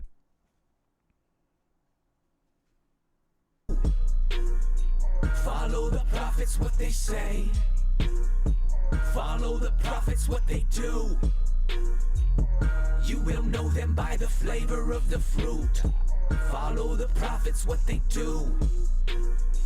Follow the prophets, what they say. Follow the prophets, what they do. You will know them by the flavor of the fruit. Samuel was a prophet, chosen as a boy. Hannah got down and promised the Lord who calling you followed all in. Amos and Enos and Enoch and Zion, Sophia and Gnosis from Leland, I mean Hosea and Micah. We study Isaiah from Ursa the Major to Cassiopeia. From Ursa the Major to Cassiopeia. So Ursa Major is the Big Dipper. Excuse me if you didn't know that. And it points to the North Star. It's also on the western face of the Salt Lake City Temple, pointing to the North Star. Again, I believe in remembrance of these things, that you can find your way by sticking to the pole star. It'll always point you north and in the right direction up to heaven and ascension, the mountain of the Lord. But also it's to me a clear, as we explored already, I have a whole essay about this where I show the signs pointing to the Saturn stones and to the north and these types of things. But what I'm saying there is between Ursa Major and Cassiopeia, So I'm pointing to the north again, is what I'm referring to, because Cassiopeia is on one side, opposite side of the Big Dipper, encasing the North Star. So just wanted to point that out. Cool little symbol thing that I throw in there that I wonder if people catch or not. But here it is in place in exactly what we're talking about in context. They see from afar with the Holy Ghost. They travel with a star and they call it host. Come close as the cherubim with a flaming sword, the light pillar is posted. Come close as the cherubim with a flaming sword, the light pillar is posted. Okay, think of that. Cherubim, seraphim guarding the throne. This spinning sword of flame, and a lot of times the sword of antiquity or of religious rites and rituals was a curved blade, much like this, right? That swung around, a flaming sword. Light pillar is posted. So this language is explicitly polar column, plumb line, pillar of fire type conversation. Garden of Eden trail of going back to the path, ascending up to past the sentinels, the cherubim who guard the way and path to the garden, this celestial state again. Habakkuk with a pluck on the strings. We'll get them all together. Let Solomon. Habakkuk with a pluck on the strings. He was a minstrel and played the harp. And Solomon as well composed a lot of the poetry and sonnets and things. And so Sing with the stone in the back, the son of David. Aim high like joy, like dream. Hit him in the middle in a pioneer. Again, each of those quotes that I'm doing are scriptures in context. When you look at it, like Joel, I dream. He's got the scripture where it talks about in the last days, your young men shall dream dreams, and your old men shall see visions, and the youth shall prophesy, and things and whatnot, and signs shall follow them who believe. Like this is each line and lyric and thing I pack in. I'm trying to connect it to scriptures that you'll recognize if you're reading the scriptures. If you're in the scripture masteries, in the relevant cosmic scriptures that I'm finding and tying to this. Every time you hear these lyrics, it should like rivet your mind back to these things. It does for me. That's why I put them in there, and that's why I've created and crafted these things in these manners. Where Israel, he earned his blessing. On a mount with a trumpet and message. Follow where the prophet is stepping. Never mind the follower counts. Never mind the fact they get martyred. God calls from the meek of the world. The truth cuts to the heart. The wicked get bothered. I follow the fathers with the spirit of Elijah, because they point to the family. Right swift in the chariot, back to Kolob, equipped with the crystal anatomy. They point that whole line right there, right back to Kolob and the chariot equipped with the crystal anatomy. So again, just all of this kind of wrapped back to the throne of God concept that we're going to continually beat into your head and into my head and into all of our heads, because this is the centerpiece of prophecy. It's the cross that Christ is crucified on and the tomb from which he is resurrected. It's the creative environment in which Eden was existing, and to the same environment that the millennium will be reconstituted before the final judgment. So again, Alpha to Omega, these things are important, but I don't know how to express them without droning on and on like this for 2.5 hours so far just to get through these. And again, I appreciate you guys. If you're following me, you fill my soul with hope, I guess, because I wonder at times, like, who else cares about this? Who else is thinking about these things? Who else is crafting material to encode this into a means to always remember Jesus, a means to garner every thought to the temple, to cosmism, to my purpose, to resurrection, to my choices. I don't know how else to express it other than what I'm trying here, so bear with me. Now, moving on. In Noah's flood, another point to our perspective being a harmonious thing to this is this concept of the Ark of Noah being temple doctrine, or symbolic stack of the same temple symbolism that we're constantly talking about. Now, I'm not going to read this or go into it. I'm going to include it here so that you can get a source other than me that doesn't ascribe to Saturnian or isn't aware of it, or not to my knowledge or anything like that. So this is like your normie stuff, right? But it's making the same comparisons that I would make, and then I would tie it to the cosmism stuff. So I'm inviting you, read this, and with what we've been studying and what I've provided and what we've gone over, make the connections yourself to this idea. The Ark of Noah being a temple story, a temple doctrine, throne doctrine even. And this will become more apparent, I think, too, as we get into the Egyptian stuff in Abraham. But that might be next episode as we're getting through this here. I'm going to have to cut this up. Next point for Noah's Ark and that event in the scriptures is there is the idea of the Zohar, or the Zohar, the window, the glowing stone or glass that illuminated the ark. In Genesis 6:16, if we read, "A window shalt thou make in the ark, and it a cubit shalt thou finish it above, and the door... and in a cubit shalt thou finish it above, and the door of the ark shalt thou set it in the side thereof. With lower, second, and third stories shalt thou make it." Now, if you click on the footnote for window there in 16 in our scriptures, there's a reference right at the top. This is in Hebrew. The word is sohar. Some rabbis believed it was a precious stone that shone in the ark. And then it references directly to Ether 2, 23 through 24, which again, we'll touch on this article, or likely in the next podcast episode here, where I go over the brother of Jared and the 16 stones, that this is compared to it like for like here, that you had this experience with Noah's Ark and possible glowing stones to help illuminate their journey along the way. And this is straight Urim and Thummim, New Heart, White Stone, thesis, doctrine, temple doctrine that you would expect to find in temple doctrine, right? That you have this type of phenomenon appearing in context of a catastrophe, a repopulation, an exodus, a fulfilling of covenants, and a promise of resurrection to the same glory of Adam kind of thing as before through Christ. So this is, again, another slam dunk for our electric plasma perspective that fits right in line, right in harmony. It's a key of the same note, yet if you try and bring this stuff up to somebody else, it just seems like an out there idea. It's like, why does that matter? Why is it important? Who cares? I know what the rabbis think or that or not, but in this paradigm, it's great. And talking about the covenant here, that it accompanies that, this glowing stone, and think of a new name being Noah, being a new Adam, is establishing a new covenant with the sign of the rainbow, this binding covenant, right? This is the same covenant that's renewed with Abraham, that we renew when we go to the temple, and we are promised a new name and to be a white stone, or to receive a white stone eventually. Same idea, same new heart. And what are we required of? What does he require of us? A broken heart and a contrite spirit. The ability to give him our heart so that he can give us a resurrected celestial body, and a contrite spirit so that we can be filled with his celestial glory and the Holy Ghost, right? Those two bread and water elements that we're always talking about, that we can always loop back to if we're doing things right. And here we go. So there's more, but again, I'll save it for a future dedicated dive into the flood. And the flood of Noah is a critical scriptural event. It's majorly enhanced and celebrated in restored cosmism light. So that's that one. We'll do Peleg, the dividing of the days of Peleg, and then I think we'll stop for this episode. So let's jump into this one. Next event. Peleg is the great-great-great-grandson of Noah, the son of Eber, born 101 years after the flood, and his name literally means division, which is, again, this kind of omelet, this fractal symbolic way that the Lord works, right? His lifetime signaled and endured a dividing of the earth on many levels. I'll point out the levels that I can identify that map congruently or are explained, enhanced by our restored cosmism perspective. And I'm realizing as I'm reading this back, this is pretty redundant that I say this after every time, but I think it's necessary. And I think I'm okay with it being so explicit like that and redundant. Now that I think about it. Okay, so lifespans divided. So how many different ways is the earth and the situation of mankind on the earth divided during Peleg? This is what these points are. It's pretty crazy. So the lifespan of man is divided during his days. For example, after the flood,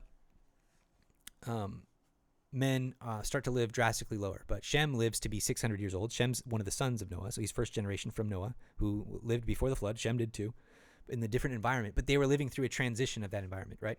The next three patriarchs to live to be about 440 years old each. So Shem's still an antediluvian, right? He comes down. I can't remember what his age is exactly when he enters the ark, but he lives 600 years. He lives to be 600 years old. The next three patriarchs live to be about 440. So after the flood, those who were born after the flood live about 440 years. Whereas before, you have Noah living upwards of Noah's father lived 770 years. Noah lived, I can't remember how many years. That's close to, Noah himself was 600 when the flood came and lived 350 years after that. So Noah's 950 years old.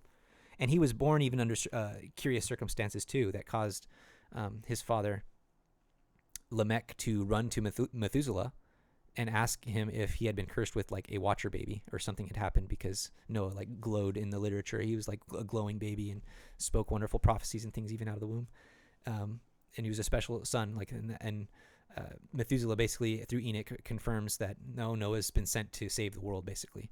And so he's rejoiced. His birth is rejoiced after that fact. But at first they were very concerned when Noah's born. It's an interesting story when you get into those writings. So, okay. Getting back to the point, let me clarify it again, because I think I'm getting too nebulous with my rants. But, okay. This also brings into context much longer lifespans before the flood during the golden age of Saturn. So before the flood, lifespans were greatly extended. Consider Noah's grandfather Methuselah lived to be 969 years old, or even Lamech, Noah's father, lived upwards of 770 years. Noah himself was 600 when the flood came and lived 350 years after. The declining state of Earth and her atmosphere and stellar environment caused bodily devolution through process of time. So again, this goes back to what we said at the beginning of our new neo-catastrophism and talking about the idea of catastrophism replacing uniformitarianism and flipping the idea of evolution on its head, that we are devolving from a near perfect state that Adam was in to the state that we're in now, needing desperately to be redeemed, restored. Okay. In an electric universe capture cosmology, the catastrophes of Peleg and the tower to Sodom and Gomorrah. So again, I'm grouping the ones that I'm going to talk about next. All of these are kind of grouped together. They were likely induced by the movements and displacements of Jupiter and Mars and Mercury and other moons as well as the birth and movements of Venus, like we talked about earlier, during what is mythologically referred to as the Silver Age, as we've previously discussed. The exact timing and ordering and situation of all these things is still pretty nebulous and speculative for me, and something I very much look forward to crystallizing through more research in the future and as more material in Scripture is made available to synthesize. But the general idea is there and solid, and it, to me, it's made plain in the things that we have that Joseph Smith restored, even the facsimile 2 and stuff, where I see Olyblish as Jupiter and Kolob as Saturn, that kind of thing.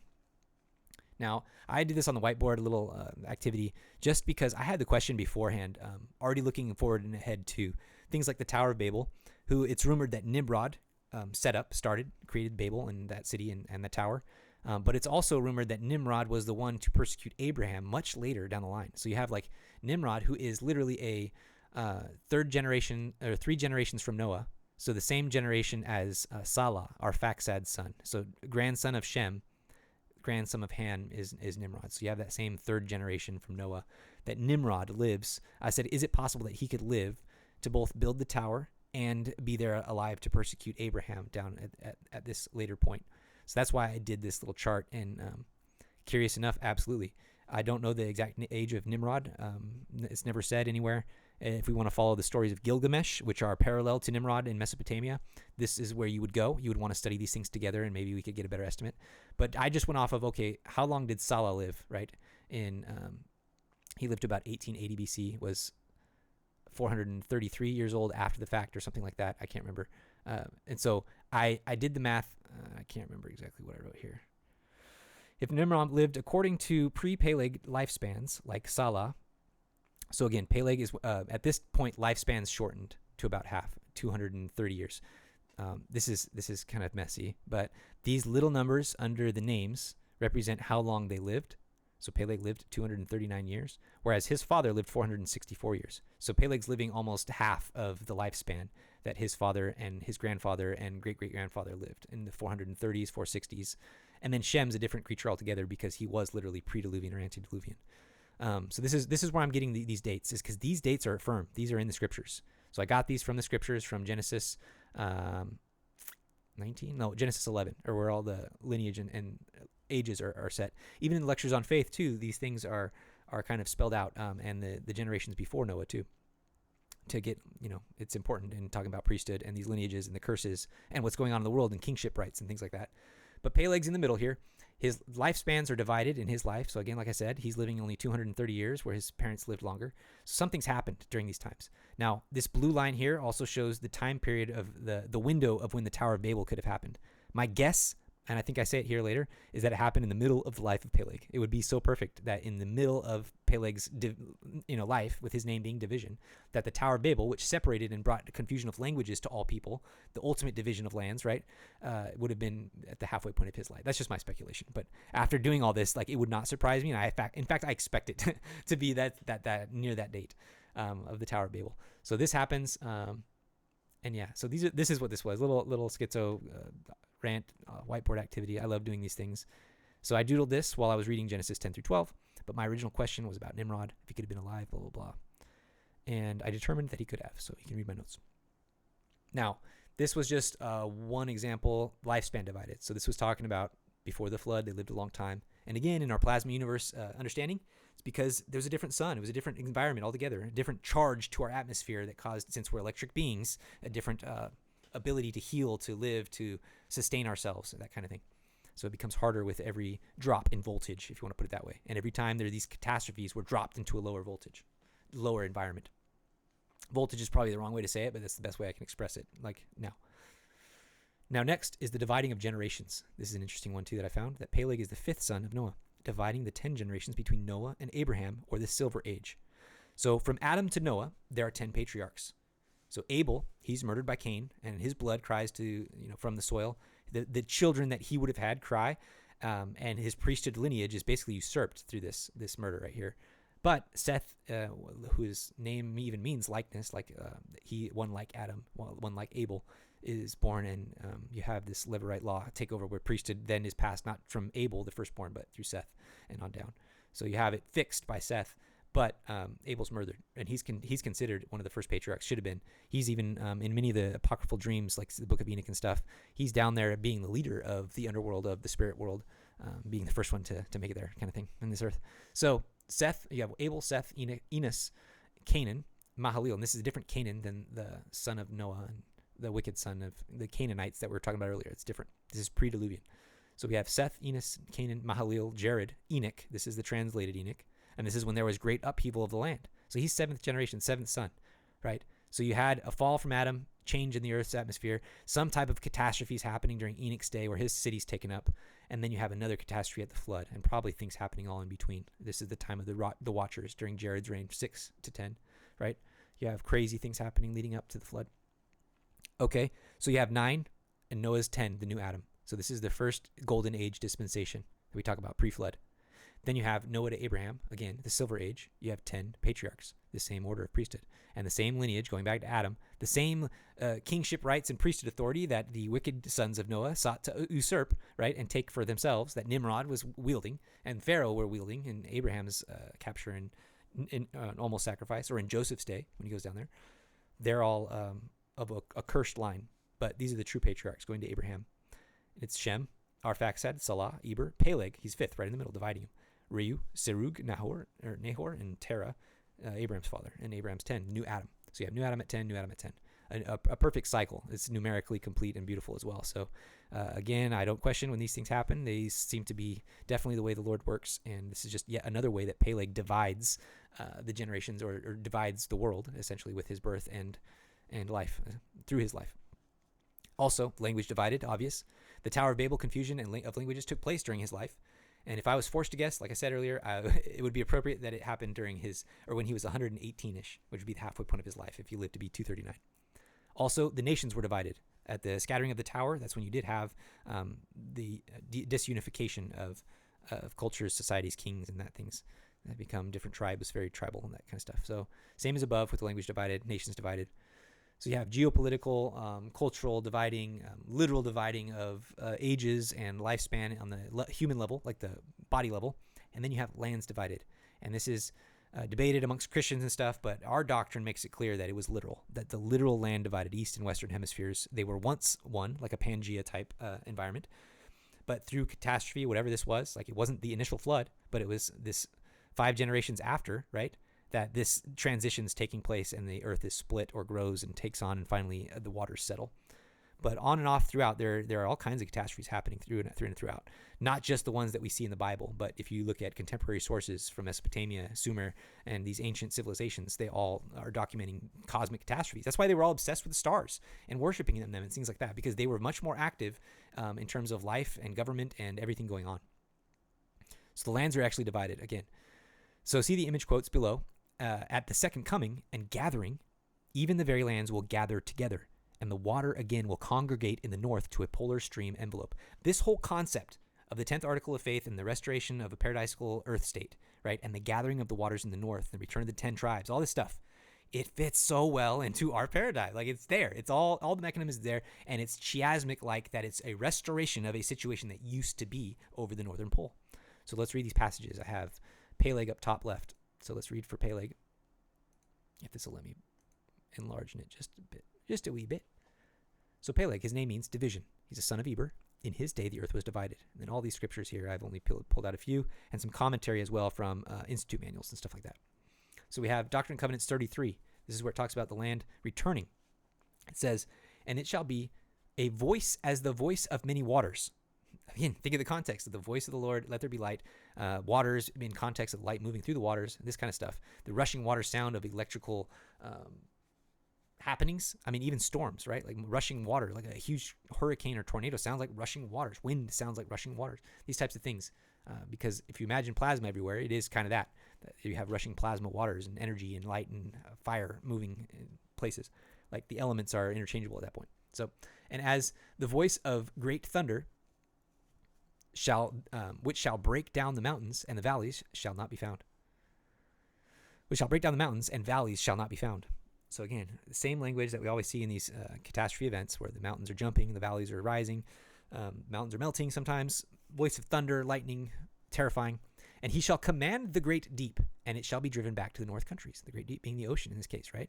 And it shall go to the north countries. What does that mean? Well, in our context, that makes sense. In other contexts, it seems kind of weird, right? And it's kind of out of place, and you have to have kind of an awkward conversation about it. I'm not sure exactly what that means, but on ours, it's like, yeah, it goes back to where they were, duh.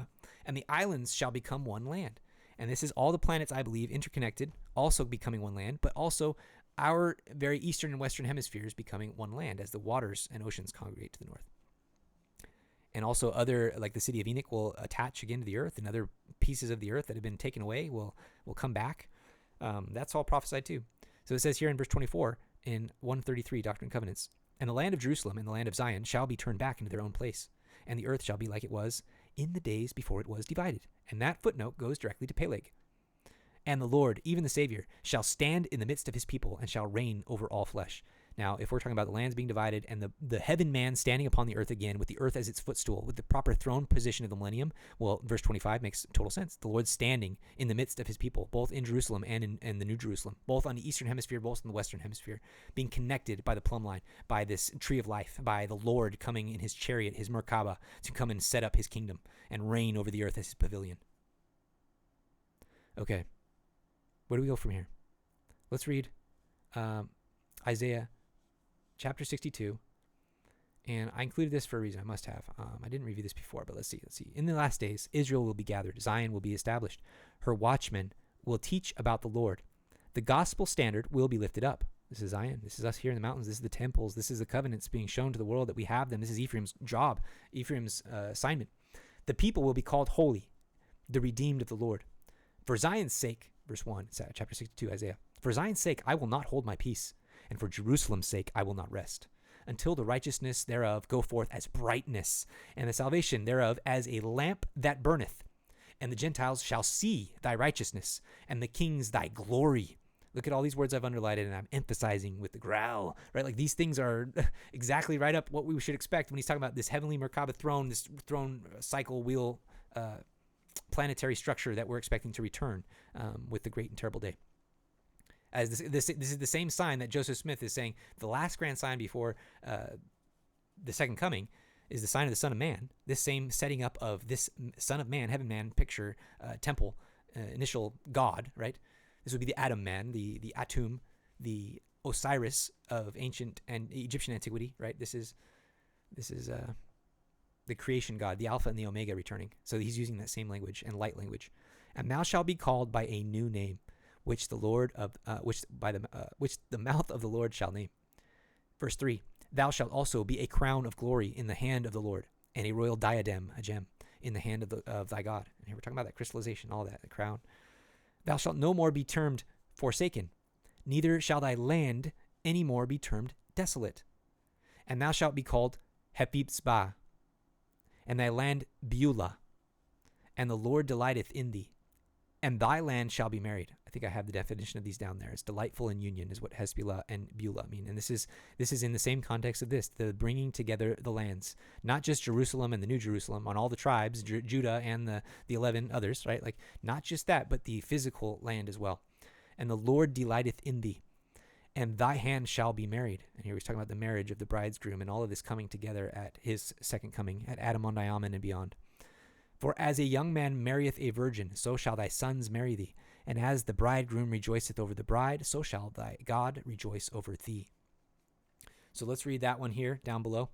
Isaiah 64, some commentary on it. 4-5. Why will the Lord call Israel Hephzibah and Beulah? I don't know if I'm saying that right, but Sounds good. The words that Isaiah used to describe this latter-day condition of Zion are important. Hephzibah means delightful in Hebrew and may refer to Jerusalem and Zion's latter-day righteousness. Beulah means union. See Isaiah 62:4. Right there, boom. For the Lord delighteth in thee, and that land shall be married. The union. A marriage is once again the symbol of unity, but this time the marriage is not of people and of God, but of the land and God. According to the Doctrine and Covenants, there will come a time when the land of Jerusalem and the land of Zion shall be turned back into their own place, and the earth shall be like it was in the days before it was divided. In the days of Peleg, the earth was divided into continents. See Genesis 10:25. But before that time, it was all united in one landmass. The joining of the continents once again can be likened to a union or a marriage that is both Hephzibah and Beulah, that is delightful and united. The lands, like a man and woman in holy wedlock, will be sealed by the authority of the one officiating. Let's read this commentary as well for Genesis 10:25 on Peleg. The dividing of the earth was not an act of division by the inhabitants of the earth and by tribes and peoples, like we just talked about, dividing of the lands and languages and stuff like that. But it was a breaking asunder of the continents, thus dividing the land surface and creating the eastern hemisphere and western hemisphere. By looking at a wall map of the world, you will discover how the land surface along the northern and southern coast of the American hemisphere and European and African has the appearance of having been together at one time. Of course, there have been many changes on the earth's surface since the beginning. We are informed by revelation that the time will come when this condition will be changed, and that the land surface of the earth will come back again as it was in the beginning, and all will be in one place. This is definitely stated in the Doctrine and Covenants. This was President Joseph Fielding Smith, or Joseph F. Smith. I can't remember. I think it's Fielding, maybe. In answers to gospel questions. So there it is, pretty explicit. Like, it's not just me saying this. This is in the scriptures. This is prophets. This is in our handbooks and institute manuals, that it was a literal dividing of the lands by catastrophe. This fits. This is our paradigm. Woo! We got another win. Like, you get tired of winning with this. It's great. So Earth officially separated and divided from the Saturnian polar column. This is another way that you have in the days of Peleg a literal division. So here's another tile from an Anthony Larson lecture, a quote from Parley P. Pratt, where he heard or was teaching about things that he had learned from Joseph Smith. So he says, the stars will fall to Earth, or the stars that will fall to Earth are fragments which have been broken off from the Earth from time to time in the mighty convulsions of nature. He's talking about catastrophe. These all must be restored again at the times of restitution of all things. When these fragments, some of which are vastly larger than the present Earth, think of that statement, are brought back and joined to this Earth, it will cause a convulsion of all nature. The mountains will flow down, the valley rise, the sea retire to its own place, the islands and continents will be removed, and the earth will be rolled together as a scroll. I hope that this makes sense now, understanding it and following me along in this paradigm, what Parley P. Pratt is referring to here, that he's seeing the same type of reconstitution of a congregation of planetary bodies and earth literally being changed through catastrophe at the second coming.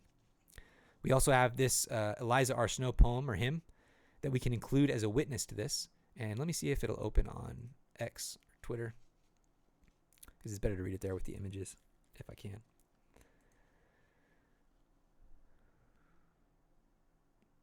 So we have from Eliza R. Snow, Thou earth, this is a poem by her, and I put these pictures together if you're seeing. She says, Thou earth, wast once a glorious sphere of noble magnitude, and didst with majesty appear amongst the worlds of God. But thy dimensions have been torn asunder piece by piece, and each dismembered fragment borne abroad to distant space. Keep this in mind as we go into Osiris with the next podcast and the things we talk about with Abraham in Egypt. Okay?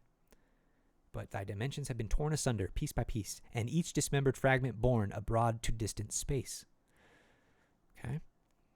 And I just want to, I'm speaking my mind right now because we're already 3 hours into this, and this will be the one we end on with Peleg. But think of, again, this polar configuration, this earlier family group of planets as a body. Like we talk about the church being a body, with Christ at the head and the members as different parts of the body, making it function. The heaven man was a temple of planets in a celestial environment, or with celestial power running through it. And it was dismembered as a man, right? And often this heaven man, this planetary man, is often confused with Adam, or with Christ, or with pagan gods, right? And that's how it is, that you have this diffusion and confusion of this And I call it later a megazord of planets, like a combination of planets that made a certain state. And that's exactly what we're talking about here. I believe this is what she's talking about right here. But thy dimensions have been torn asunder piece by piece, and each dismembered fragment borne abroad to distant space. Talking about the city of Enoch, talking about the city of Salem, talking about maybe 10 members of the 10 tribes that are lost, right? Like, who knows? So this is what we're talking about. She says it right here. When Enoch could no longer stay amid corruption here, part of thyself was borne away to form another sphere. She says, and when thou, Lord, saw fit to hide the 10 lost tribes away, thou earth was severed to provide the orb on which they stay. And this from time to time, the size has diminished till thou seemest the law of sacrifice created to fulfill. A restitution yet to come that will to thee restore by that grand law of worlds thy sum of matter heretofore. This was an extract from hymn 322 from the Sacred Hymns and Spiritual Songs. And I've just got the same scriptures that we've read in 133 here, and some pictures of the polar configuration and the symbol on the roof kind of being the same last grand sign and setting up of the millennial era when all of this is reconstituted, the restoration in full. I love that poem. All right, let's close these out and get back. Here's another quote, again, a curious one, this time from LeGrand Richards. And just throwing this in as a bonus, looking forward to the same pattern of incoming planets returning. So in a conference address, LeGrand Richards once stated that the newspapers might announce some great phenomenon in the heavens or a misplacement of planets that have caused consternation, and scientists will have their explanation to make of it. So there you had a prophet from the pulpit literally talking about these same things that I'm so excited about right now. But again, just a nugget of support for looking through these things and saying, "Now, is this really what it could be? Is this really what it might be?" But then you have these comments like this that put everything into place because it's beautiful to me. Now, in our paradigm, the Philo-Dibble diagram again supports and adds context for this dividing, as mentioned above by others, but well as in the scriptures about the dividing of the waters of creation and how they were held in the north. And now those same waters and the waters below fell upon the earth at the flood of Noah. And where will the oceans go when they recede to the north again? They will reconstitute the pillars of heaven when the stars fall and the planets return to transform the earth, to transfigure the earth, just like the Lord saw and showed Peter, James, and John at the Mount of Transfiguration. They saw this This is what ascension visions are. They see the transfigured form of the earth. That's why Abraham saw and could explain what Kolob was. He saw the transfigured creative form of the earth and also what it'll be like in its millennial and resurrected state, final state as well. It's the one vision. They see the plan of salvation. So here I have the picture of it. Again, just Peter's commentary on this same configuration, that it was standing in the water and out of the water, that kind of idea. Old heaven, old earth. And that our current heaven and current earth is reserved unto another new heaven and new earth that'll come when this is all restored. Matthew Dalton, he's the one that has this diagram notarized and had the book. I've got it over here. I can't remember what the exact name of it is. Something about the revolutions of the times we live in or something. But he goes into how understanding this, that there was a different planetary configuration, is a key to understanding scriptures like 2 Peter 3 and others. I'm just saying, this is not just me harping on all this, but again, another fit for how the days of Peleg, that it could have been the final separation of these bodies, this shish kebab that we were in before. Okay, I think this is a good stopping point. We're at 3 hours, 4 minutes for this thing. I'm judging by my little cursor over here on the right. We've got a whole lot more to get through in the Tower of Babel, Brother of Jared, and then Abraham. So we'll save those for another day when I have some energy. Maybe tomorrow I will do that as a great Sunday activity, to be in the spirit with you guys and kind of throwing my voice out there to see what net and what we can catch. So I love you guys. Thank you for listening to this. We'll pause here and we'll return and start with the Tower of Babel in episode 12.2 is what I'll call it. Just break it up that way. So take care. Hope you guys have a great one. Peace out.